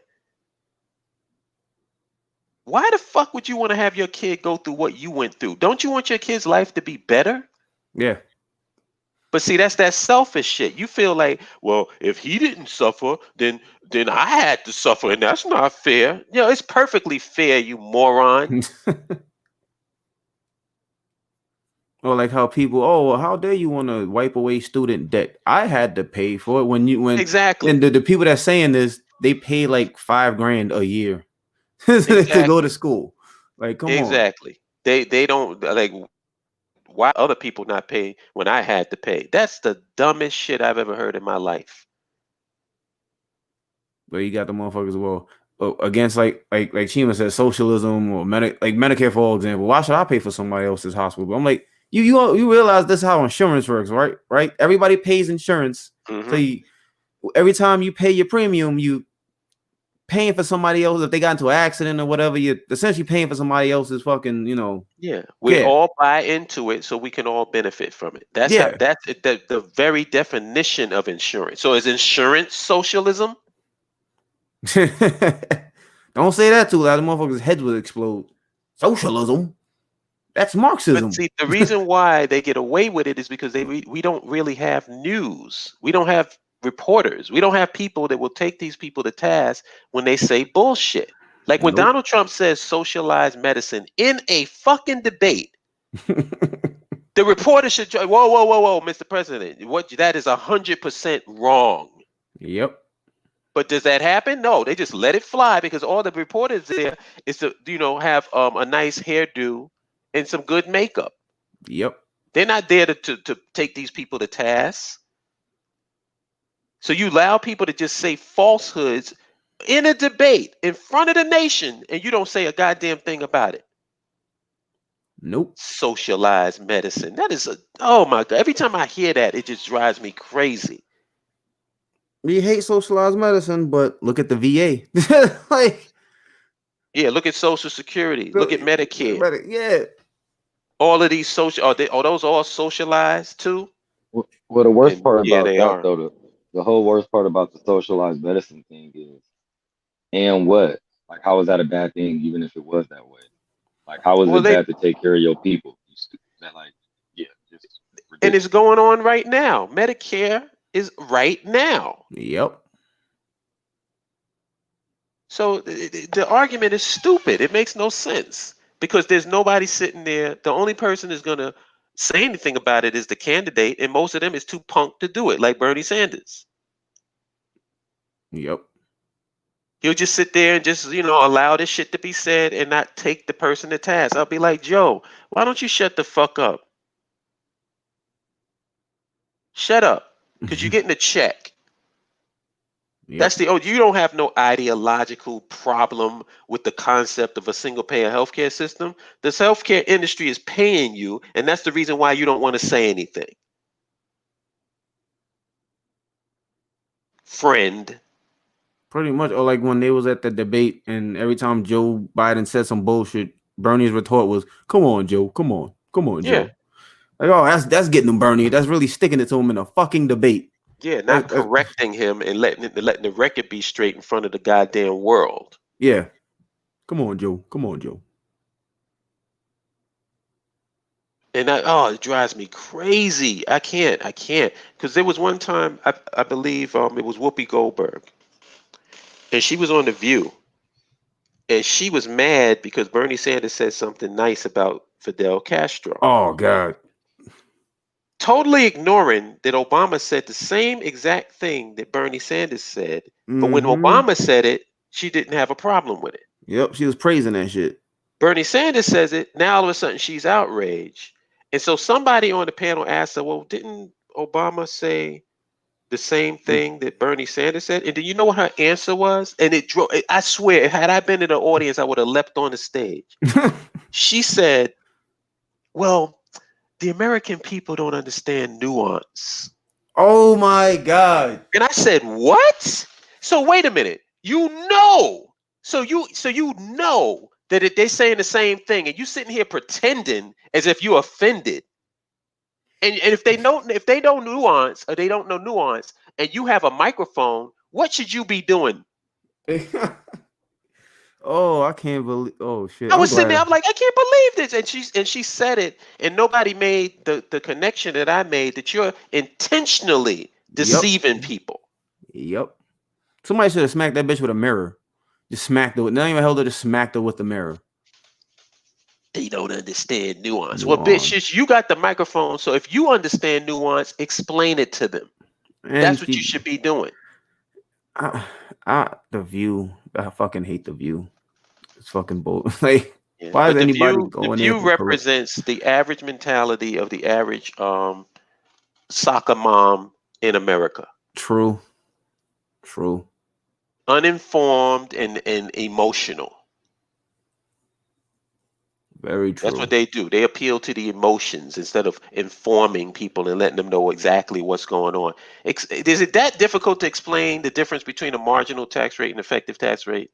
I just did it in 30 seconds. No, it's not difficult, but then if they explain it and like, people's brain cells start like clapping together and fucking firing off and shit. And like, oh wait, well, why are these motherfuckers millionaires and shit? Like people start asking questions, But then the light is but on see, them. that's the real job of the media though.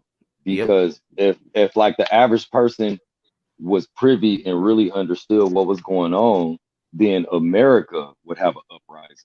See, but as long as like, and that's the part of capitalism too, is keeping somebody at the bottom. And now obviously it's all Americans outside of the quote unquote 1%. But as long as they can see that, oh well, niggas is getting killed by police and everything else, and so black people are the real burden bearers. But if news really reported real news, then America as a whole would go on an uprising. Then the 1% will be the ones talking about we got to leave this country, we got to leave this Mhm. to the poor people, we got to get the fuck up out of here. So as long as we can still get shiny things, get fucked up loans, get homes that we think is ours, then the average American is fine. And that's the whole Yeah. goal of the media, really, is to keep us with that shade, with that glossy eye, and then just sleepwalking. Really, we know that. Yeah, they supposed to be the fourth branch of the government, but they're just another puppet misinforming people. No, they are the fourth branch of the government. Think about it. I guess the misinformation branch. The misinformation branch. What's the latest CIA talking point? Oh well, we can coup whoever we want, and everybody in the socialist country is a dictator somehow. I like how with Bolivia that just stopped the coup because they have actual election integrity, and people are like, well, see, that's why you got to vote for Biden. Like, no, that's not it. You can't connect those dots. You can't do it. There's no election integrity here. So you can't stop, the oligarchy or whatever the fuck, or the 1% from getting what they want at a voting booth when you can't even have access to the voting booth. And every election cycle, every fucking one, there's issues with the ballots. Either people getting purged off the voter rolls, people's votes getting flipped at the machines. I don't know how many fucking videos we done seen now with people in the booth pressing one option and they're just switching to the next. Then for some reason, it's never brought up in a debate. None of the candidates ever fucking talk about it. Then when they do, they get fucking ostracized. It's just fucking sickening. Yo, Umoja, What up, though? you there? Yes, Um, sir. if you want, when you do that Ten Commandments thing, Yes, I sir. can join you if you want. If I'm available, I'll definitely be there because we definitely need to Let's talk do about it. that Ten Let's do Commandments it. of Yeah. Yeah. nationhood. I like it. I like it a lot. Like we can do it ASAP. Like just let me know when, because I know you said you off the next few days. Let's shit. Yeah, we can knock that out. Like, and it's really simple. Are we gonna read the long form of them? I think we should, since it's gonna be a Yeah, video. definitely. We can read the short form and then we can elaborate on each one, I so like that it. way people understand. I'm down. I'm down. We could do that like ASAP. I'm talking about But I tomorrow type I shit was if I we gonna was I do it. was kind of surprised when I saw Mr. Wilson on. I was like, damn, they must have pissed him off because he did like 2 videos today. Somebody must have pissed him off. Yeah, you can thank my Right. brother-in-law for this He was video. cooking. Oh, you had a conversation with your brother-in-law. I guess you can call it a conversation because he just rehashing embassy talking points. And I'm like, No, Biden. Or but what about Trump? I'm like, we know Trump is bad. Why have to say bad things about Trump?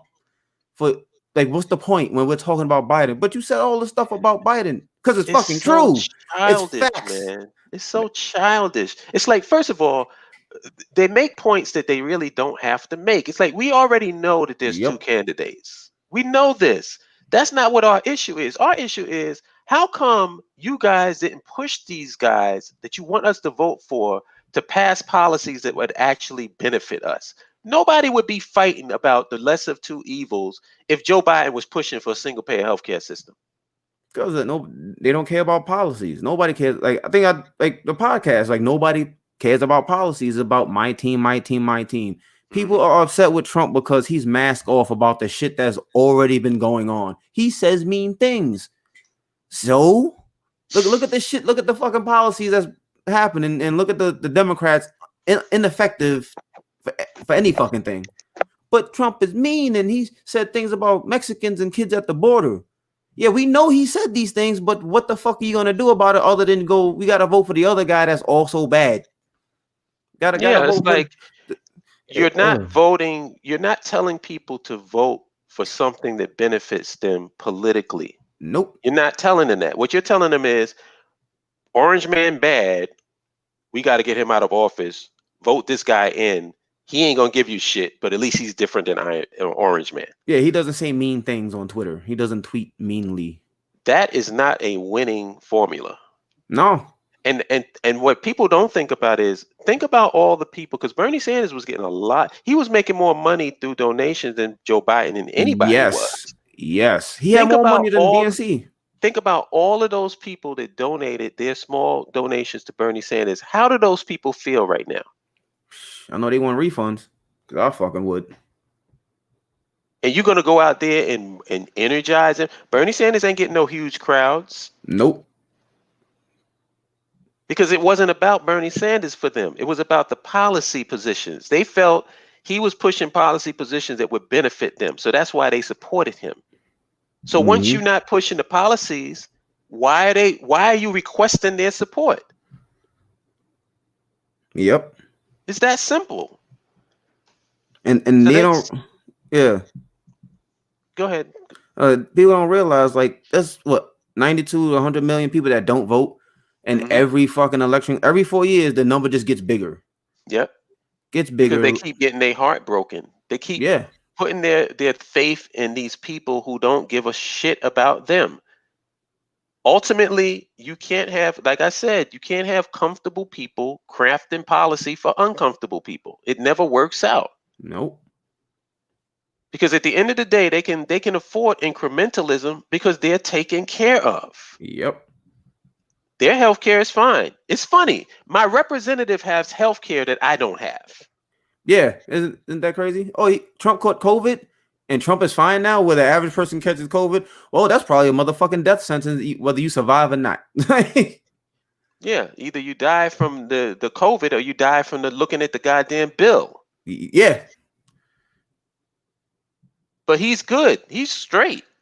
Socialized medicine worked fine for him. Bad for everyone else, though. How dare you want Bernie that Sanders has health care. The squad has health care. Yep. So if it don't work out for you this year, hey, just wait a minute, hold on. Eventually we'll get there. Well, you can say that when you have it. Yep.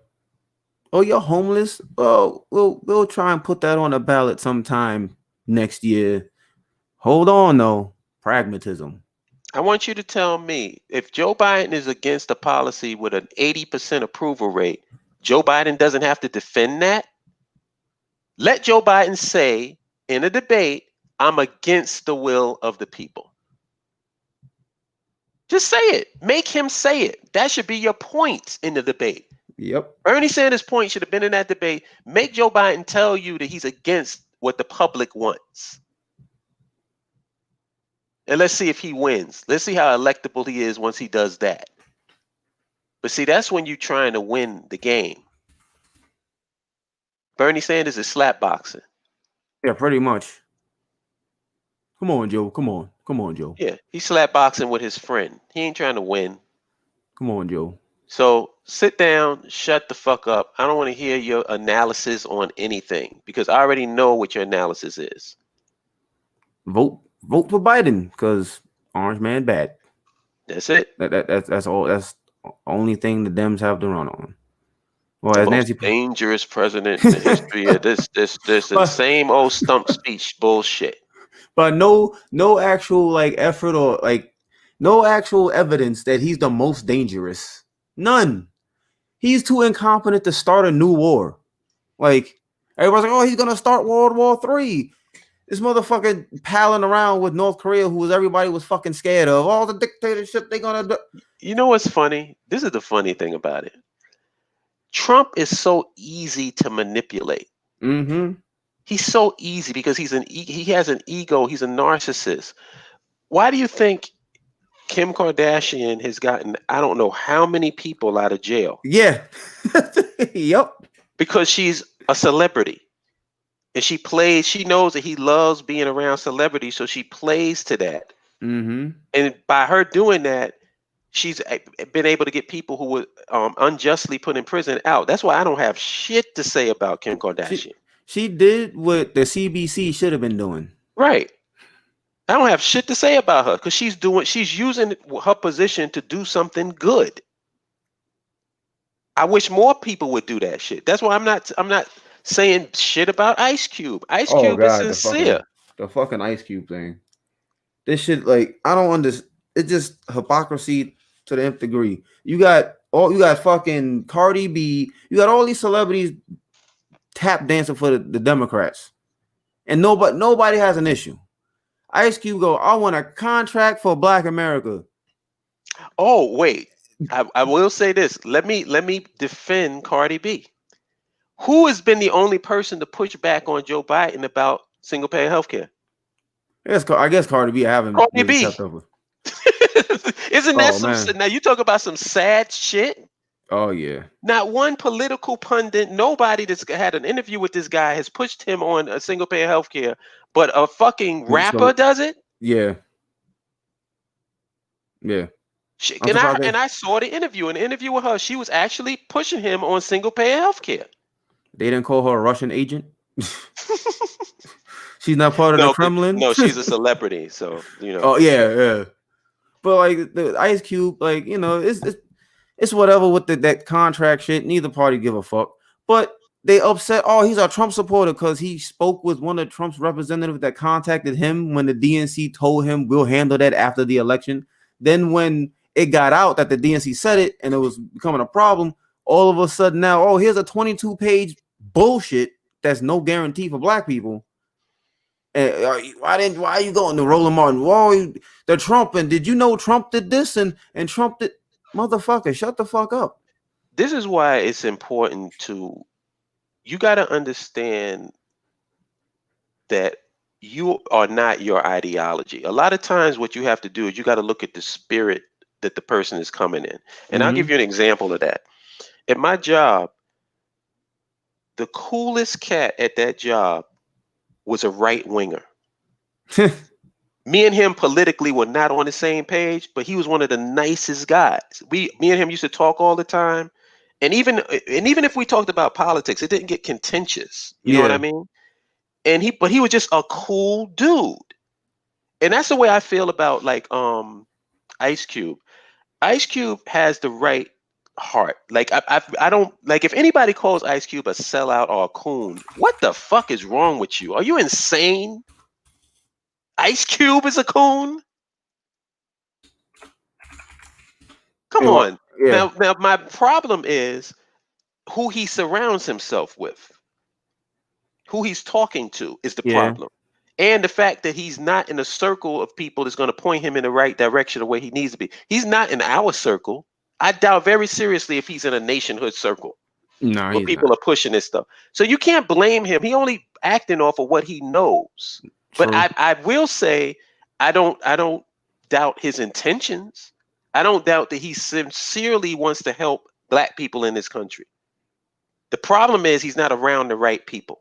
Yeah. He's around the Boyce Watkins and I'm not gonna say their names, but you know what I'm talking about. The Black talking heads. Yeah.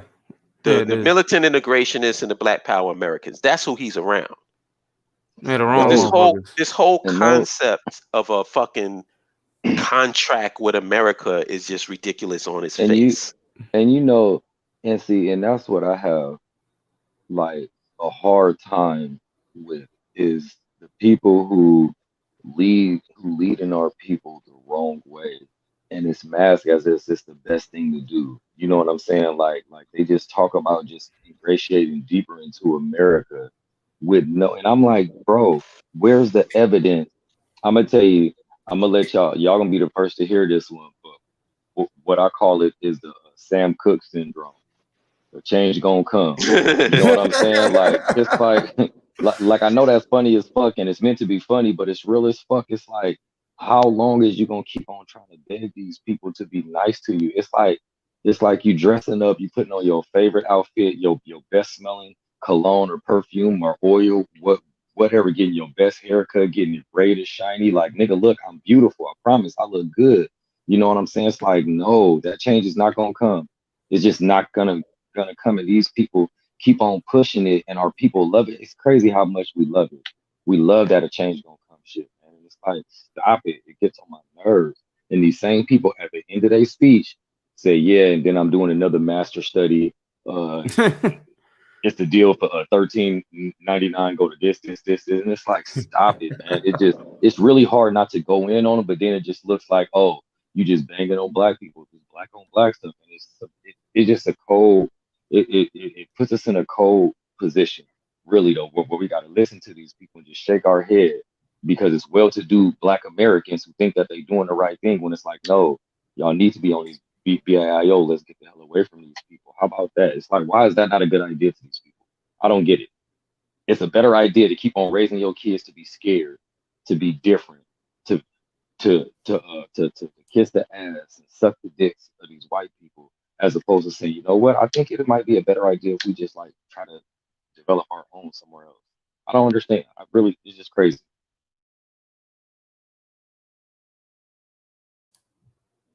Yeah, it is. I think Chima has a question for you, Emoji. Ask it, please. It's what do you think of people like Angela Rye and Don Lemon, these cable TV talking heads? Um, I think I think that they just push. I just think they just push liberal talking points. It's just, yeah. Basically, they just keep pushing the same liberal talking points and it's keep us on a hamster wheel. It's just keep us doing hamster wheel activism, keep us going around in the circles, and that's what these people. Because that's something I can't remember where I said it at, but I was like, wow, while black folks have been doing pretty much since the '60s, since they killed all the leaders in between 1960 to like 1969 when they killed everybody, all of the Panthers, all of the, I mean, Malcolm X, MLK. Once they did that, they start pacifying us. They say, yes, y'all can integrate. And once they start doing that, then we start being more ingratiated with them. But while we've been doing hamster wheel activism, they've been doing hamster wheel pacifism. That's why you see Kamala Harris now, and you got dumbass Negroes like Charlemagne the God sitting up Oh, there talking to Don Lemon saying, oh, I'm not voting for Biden, I'm voting for Harris because she's oh the my agent God. of change in the thing. Seriously though, and they just keep on in this hamster wheel where we will. I don't give a fuck if Kamala Harris was running for president. I'm looking like, and what? So what? Like, look at Obama. He was blackety black, had a black wife, not an old ass white man who would be the Yep. like, who would be the first husband, whatever the fuck that is, right? Like he was blackety black, did nothing when he had the majority and everything. He did nothing for our people. Let's just keep it real. Yet he's always seen as the Messiah. Obama could come out and say, "Hey y'all, it would be a good idea if we go back to Kenya, where my people from." Guarantee niggas will sign up for the BIO today if Obama just went out and said something like that. Really though, but he's not. Obama comes around when it's a Democratic candidate and he's trying to get a vote, or when it's a professional sports team, mainly black, saying that they're gonna boycott the rest of the season. Then he'll pop up. That nigga Oh ain't yeah. doing nothing, man. And you can't say nothing about Obama. This dude basically is walking on water and he's not doing anything. Never have did anything. So we just keep being pacified, and that's the agents of change that they are. They're the agents of same, keeping shit the same. fucking agent of change. They ain't changing shit. Knock it off. They are the agents of the status quo. Don't rock the boat. Period. Well, yeah, you're right. You can't say shit about Obama, man. Then the funny thing I found is it when he got elected, like his first 100 days, they had some fucking site up. He got the most things passed out of everybody or all the other presidents. But then when you question it, you're like, well, why didn't he get this passed? Well, Republicans stopped him from doing this. Republicans stopped him from doing that. But like, how could you have the most shit passed, but then also be stopped at the same time by the Republicans? Like, it makes no fucking sense. But since he was just black and niggas is politically fucking babies, they just saw black guy, black face, black family in the White House. Now all the Negroes have made it. And he served 2 terms. Oh, the white boogeyman is back again. The white man is Thanos once again. Bro, but that's literally enough for us though. Just that symbol. Literally for some of us, Kamala Harris being vice president is enough. That's enough. Who cares about the policy? Who cares? Which is insane. Oh, another It thing is. with fucking Kamala. Like, even my brother-in-law said this shit. You know how all everybody was like, you shouldn't be locked up for weed? Everybody's against being locked up for fucking weed. It's just a plant, right? Kamala, I bring up the fact that Kamala locked up more black people, especially black men, in California's AG history. He goes, well, should they have been smoking that weed? Wait, all of a sudden now smoking weed is bad, but your ass smoking weed and you constantly saying how it should be fucking free and recreational and illegal, but all of a sudden, since Kamala's versing the fucking Trump, oh god, she's just doing a job. She should have just locked up all those. Like, what the fuck? Don't get it twisted, bro. No, Kamala Harris coming out listening to trap music, doing her little 2-step. You know what I'm saying? Don't get it twisted. She's blackity blackity black. She's now, mind you, I'm not in the camp. I mean, it's disgusting to me sometimes when I see certain types of interracial relationships, but I don't give a fuck about that. However, when you going home, when you talking about being being a leader of black people and doing right for black people, then you have to look at the track record. And the track record is the track record. Like you said, she is married to a white man. She's going home and talking to a white man about her politics and about her ideology. So therefore, when you see how she's treating her own people, you have to question, what the hell is y'all talking about? Is this just a regular relationship? That's just real. That's not enough. They're worried about who she fucking or nothing. That's just real. You can't tell me that people are people. And then looking at your policies, looking at your track record, then you see who you married to. Oh yeah, I see what you about. I don't give a fuck if you come out eating chicken with hot sauce and try to act like you all black when you in public. Knock it off. But like, real. It's so bad that even when people faced with actual facts about the track record, all of a sudden they become mental gymnasts going for the gold. Well, Kamala just doing a job. Was her job to also keep innocent people in jail or keep people for prison labor? Like, feeling better is more important than facts for a lot of us, man. Yeah, unfortunately, that's been evident. As long as we feel good. Are you kidding me? Like, straight up, it's a sister in the White House. What are you talking about? Period. There's nothing to talk about. There's nothing to talk about. She black now, but even her own black ass father was like, I ain't fucking with that bitch. Her father even her father ain't fucking with him. Isn't it crazy that they've managed to convince people that voting has nothing to do with policy? Oh yeah. When that's the only thing voting has to do with. Like, people will vote for somebody because they like their suit and their haircut. But not vote for them because they have policies that would actually affect your goddamn life. It's insane to me.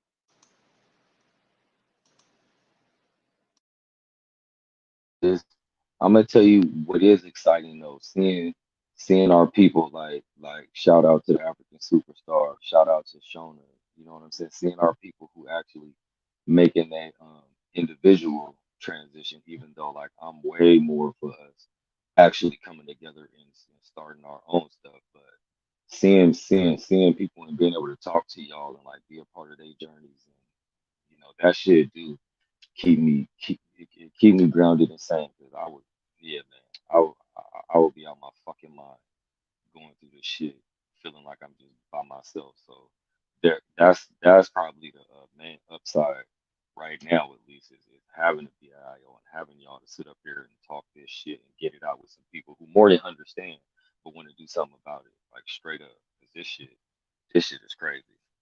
This shit is fucking nuts,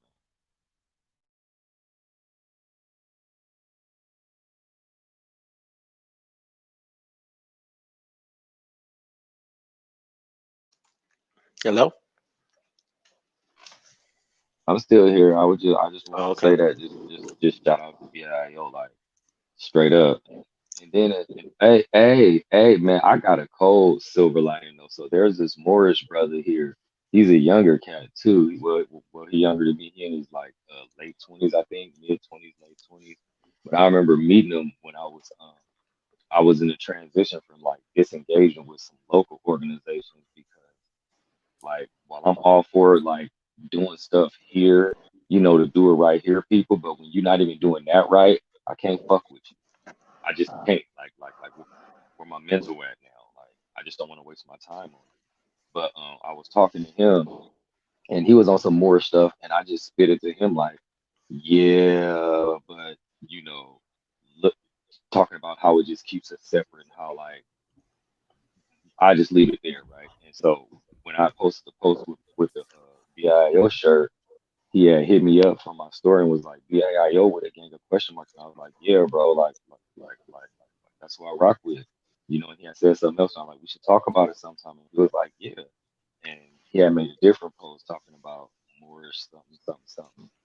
And I said something along the lines again, like, yeah, I would like to do this and do that, but you got some people who are so like some of our people are so simple minded that you just calling them black or saying that they this, they don't even want to commune with you because you call yourself black and don't say African. That makes it even worse. And he was like, yeah, you got a point there.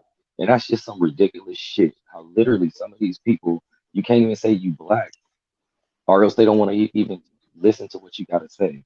And that's some of the dumbest shit. But the silver lining was he was like, no, man, we got to sit down and talk because I would like to bounce some ideas off of them. Because they on some, oh, we more American shit. They like almost the worst time talking about, oh, we American and shit. Just stop it. That shit is I just keep weird. trying to explain to them that you live in a society right now where, like, we can't say that we can't get along because we're getting along right now. We're just getting along under somebody else's context. Because when you take the train and you swipe your Metro card, it doesn't matter whether you Muslim, whether you Hebrew, whether you're Moor, whether you're an atheist. All of y'all are paying money to get on the train. Yep. And when you start thinking in terms of that, then maybe you can start connecting with intelligent people because some people are so dogmatic they're never going to get it. But what I believe that I think that people who want to know will know. Like if you don't want to know, you want to stay ignorant, you'll be ignorant. But if you want to know, it's out here for you to know.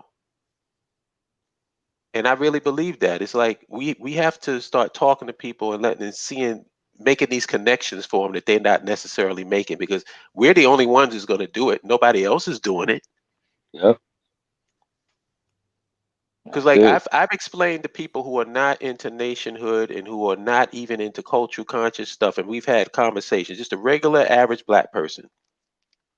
And I use the analogy of the landlord versus the tenant. And it resonates with them because they understand that. If you're a tenant, the only thing you're concerned about is your apartment. But if you're the landlord, you got to be concerned with everything. The electricity, the gas, the maintenance, the sanitary, everything you have to be permits, all of that shit. Because your realm of Hmm. responsibility is bigger than the goddamn apartment. And it's the same thing with nationhood. We got to start thinking like landlords instead of thinking like tenants. If you think we're having a landlord conversation with a bunch of tenants, that's what the problem is. Yeah. People don't want that responsibility though. Like it's somebody Right. leave it for somebody else to do. Yeah, rather than have a house, just get an apartment. Yep. That way you don't have to deal with all the responsibilities that comes with having and owning your own house. It's the same thing with nationhood. People would rather let the white man take care of things and they just sit here and rent in America. What we want as nationalists and African-centered progressives, we want our own house. And that's a different conversation. And it's a different type of person you're talking to. And as long Speaking as of you which, realize that, then you'll be better. If you try to, it's like if you're trying to push the square peg into the round hole, you're going to constantly be frustrated. Go ahead, now, Umoja. now, what, and like this is more of a conversation for definitely for offline, but like those of us within the BIIO who really like we have to start like moving without people who just want to sit and keep on talking. You know what I'm saying? Like Yeah. actually coming up with a plan, even if it's just like a business plan type that we could start. So, because I want to start like literally trying to talk to governments who were interested in or talking to like Rwandan officials just to get ideas from them and start talking to people about like, hey, how much is land over here? How much do y'all got? Like, are you interested in like, or like, is your people? Because I know I actually was just talking to this dude who I used to work with. I used to supervise him. He's Sierra Leone, and he be going back sometimes. And I asked him, "Do you have family in the government?" He was like, "I think so. Most of my people live in the village, but I do got people all over." Like actually start talking to these people so we can get more ideas. But coming at somebody, that's just like I'm coming to you, Olive, and I'm pitching you my business, and you're like, all right, cool, let me see the business plan. And I'm like, you know what I'm saying? Like, but we need to really start getting serious about. And I know this ain't a conversation for here, so I don't want to go deep into it because I know I ain't saying nothing that y'all ain't thought about already. But like, I'm down to start. Like, we just got to start making some moves because my mind is like I completely think flipped we and need to bent. start getting numbers. We need to start getting more people pushing more membership and get more because if once we have that, the Hmm. way that I look at it, we have something we can go to a government with. Yeah. We can say, these are the amount of members that we have in our organization. These are the amount of architects we have. These are the amount of dentists Right, we have. These are the amount of doctors right. we have.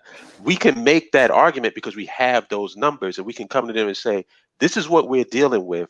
What we're trying to get is a piece of territory so we can take all of these people and that they can put all of their energy and their talents into this territory so we can establish something for diaspora Africans.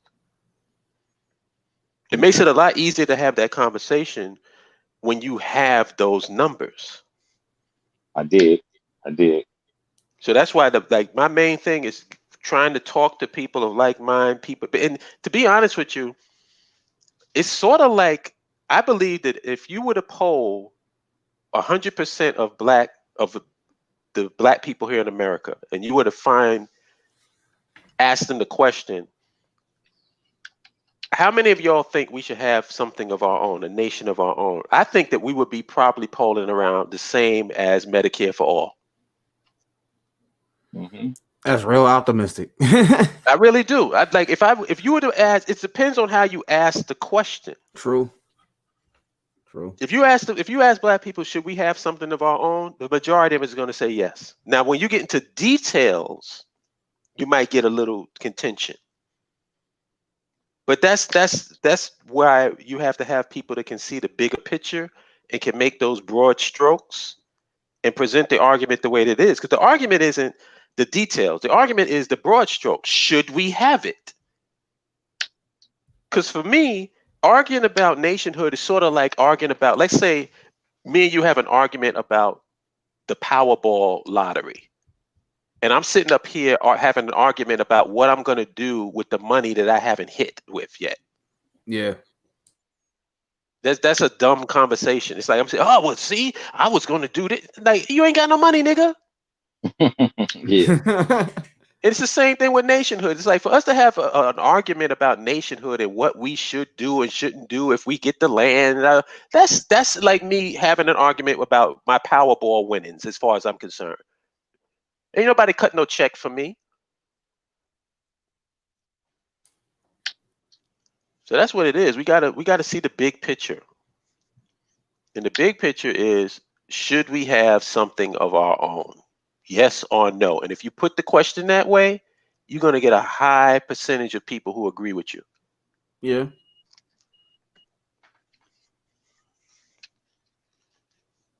The argument is going to come when you get into the details. Yeah. You want to go to Like Africa, nigga? Africa don't like us. What you talking about? exactly. Bro? If you get into, let's say, you ask the question, should we have a Christian African nation? Then all of a sudden, You might you get know what like I'm saying? 90%. You know what I'm saying? It's like you have a contention of people who's down and a contention of people who's dead set against it. So it's all about how you frame it. But I do believe, like as far as the BAIO is concerned, we need to get more people of like mind involved in this organization.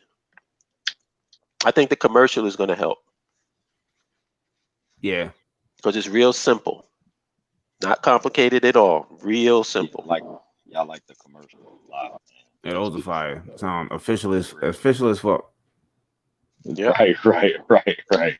It's just the time. Has it been posted everywhere on all platforms? Yeah, it's been posted everywhere on BAIO I platforms I and wish everywhere I on my wish platform. I wish everybody would fucking be posting our shit, man. What's wrong with people? There you go, man. That's a constant source of contention for me. It makes no sense. Just makes no sense. The most People are scared, easiest man. thing you can do. The easiest thing you can do. My brother Holland got a business slinging hats. If I can't afford to buy one, I could at least post so other people could see that this brother got some African gear that's dope. God damn. Simple shit. Fucking retweet, repost. It's just, yeah, whatever. I don't want to go in on it too much, but yeah, don't make any sense.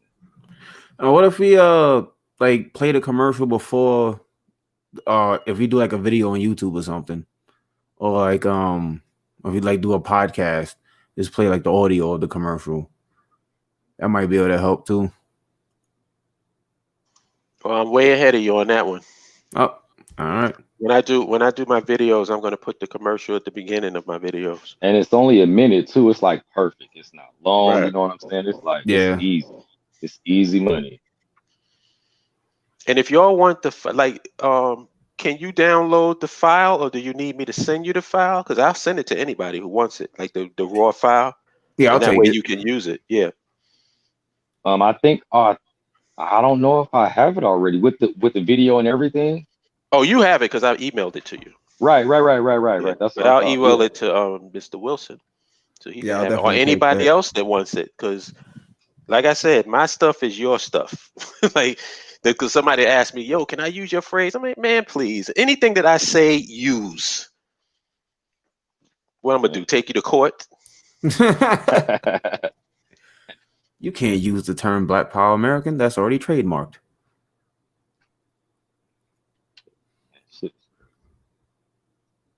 Shit is fucking crazy. I'm sitting up here, y'all. I'm over here on the West Coast, and it's 2 in the morning. Y'all ass, it's birds about to Oh, start I'm chirping wide where awake, y'all man, at. because I was asleep. I'm wide awake, but I'm getting ready to get off because I got to get something to eat.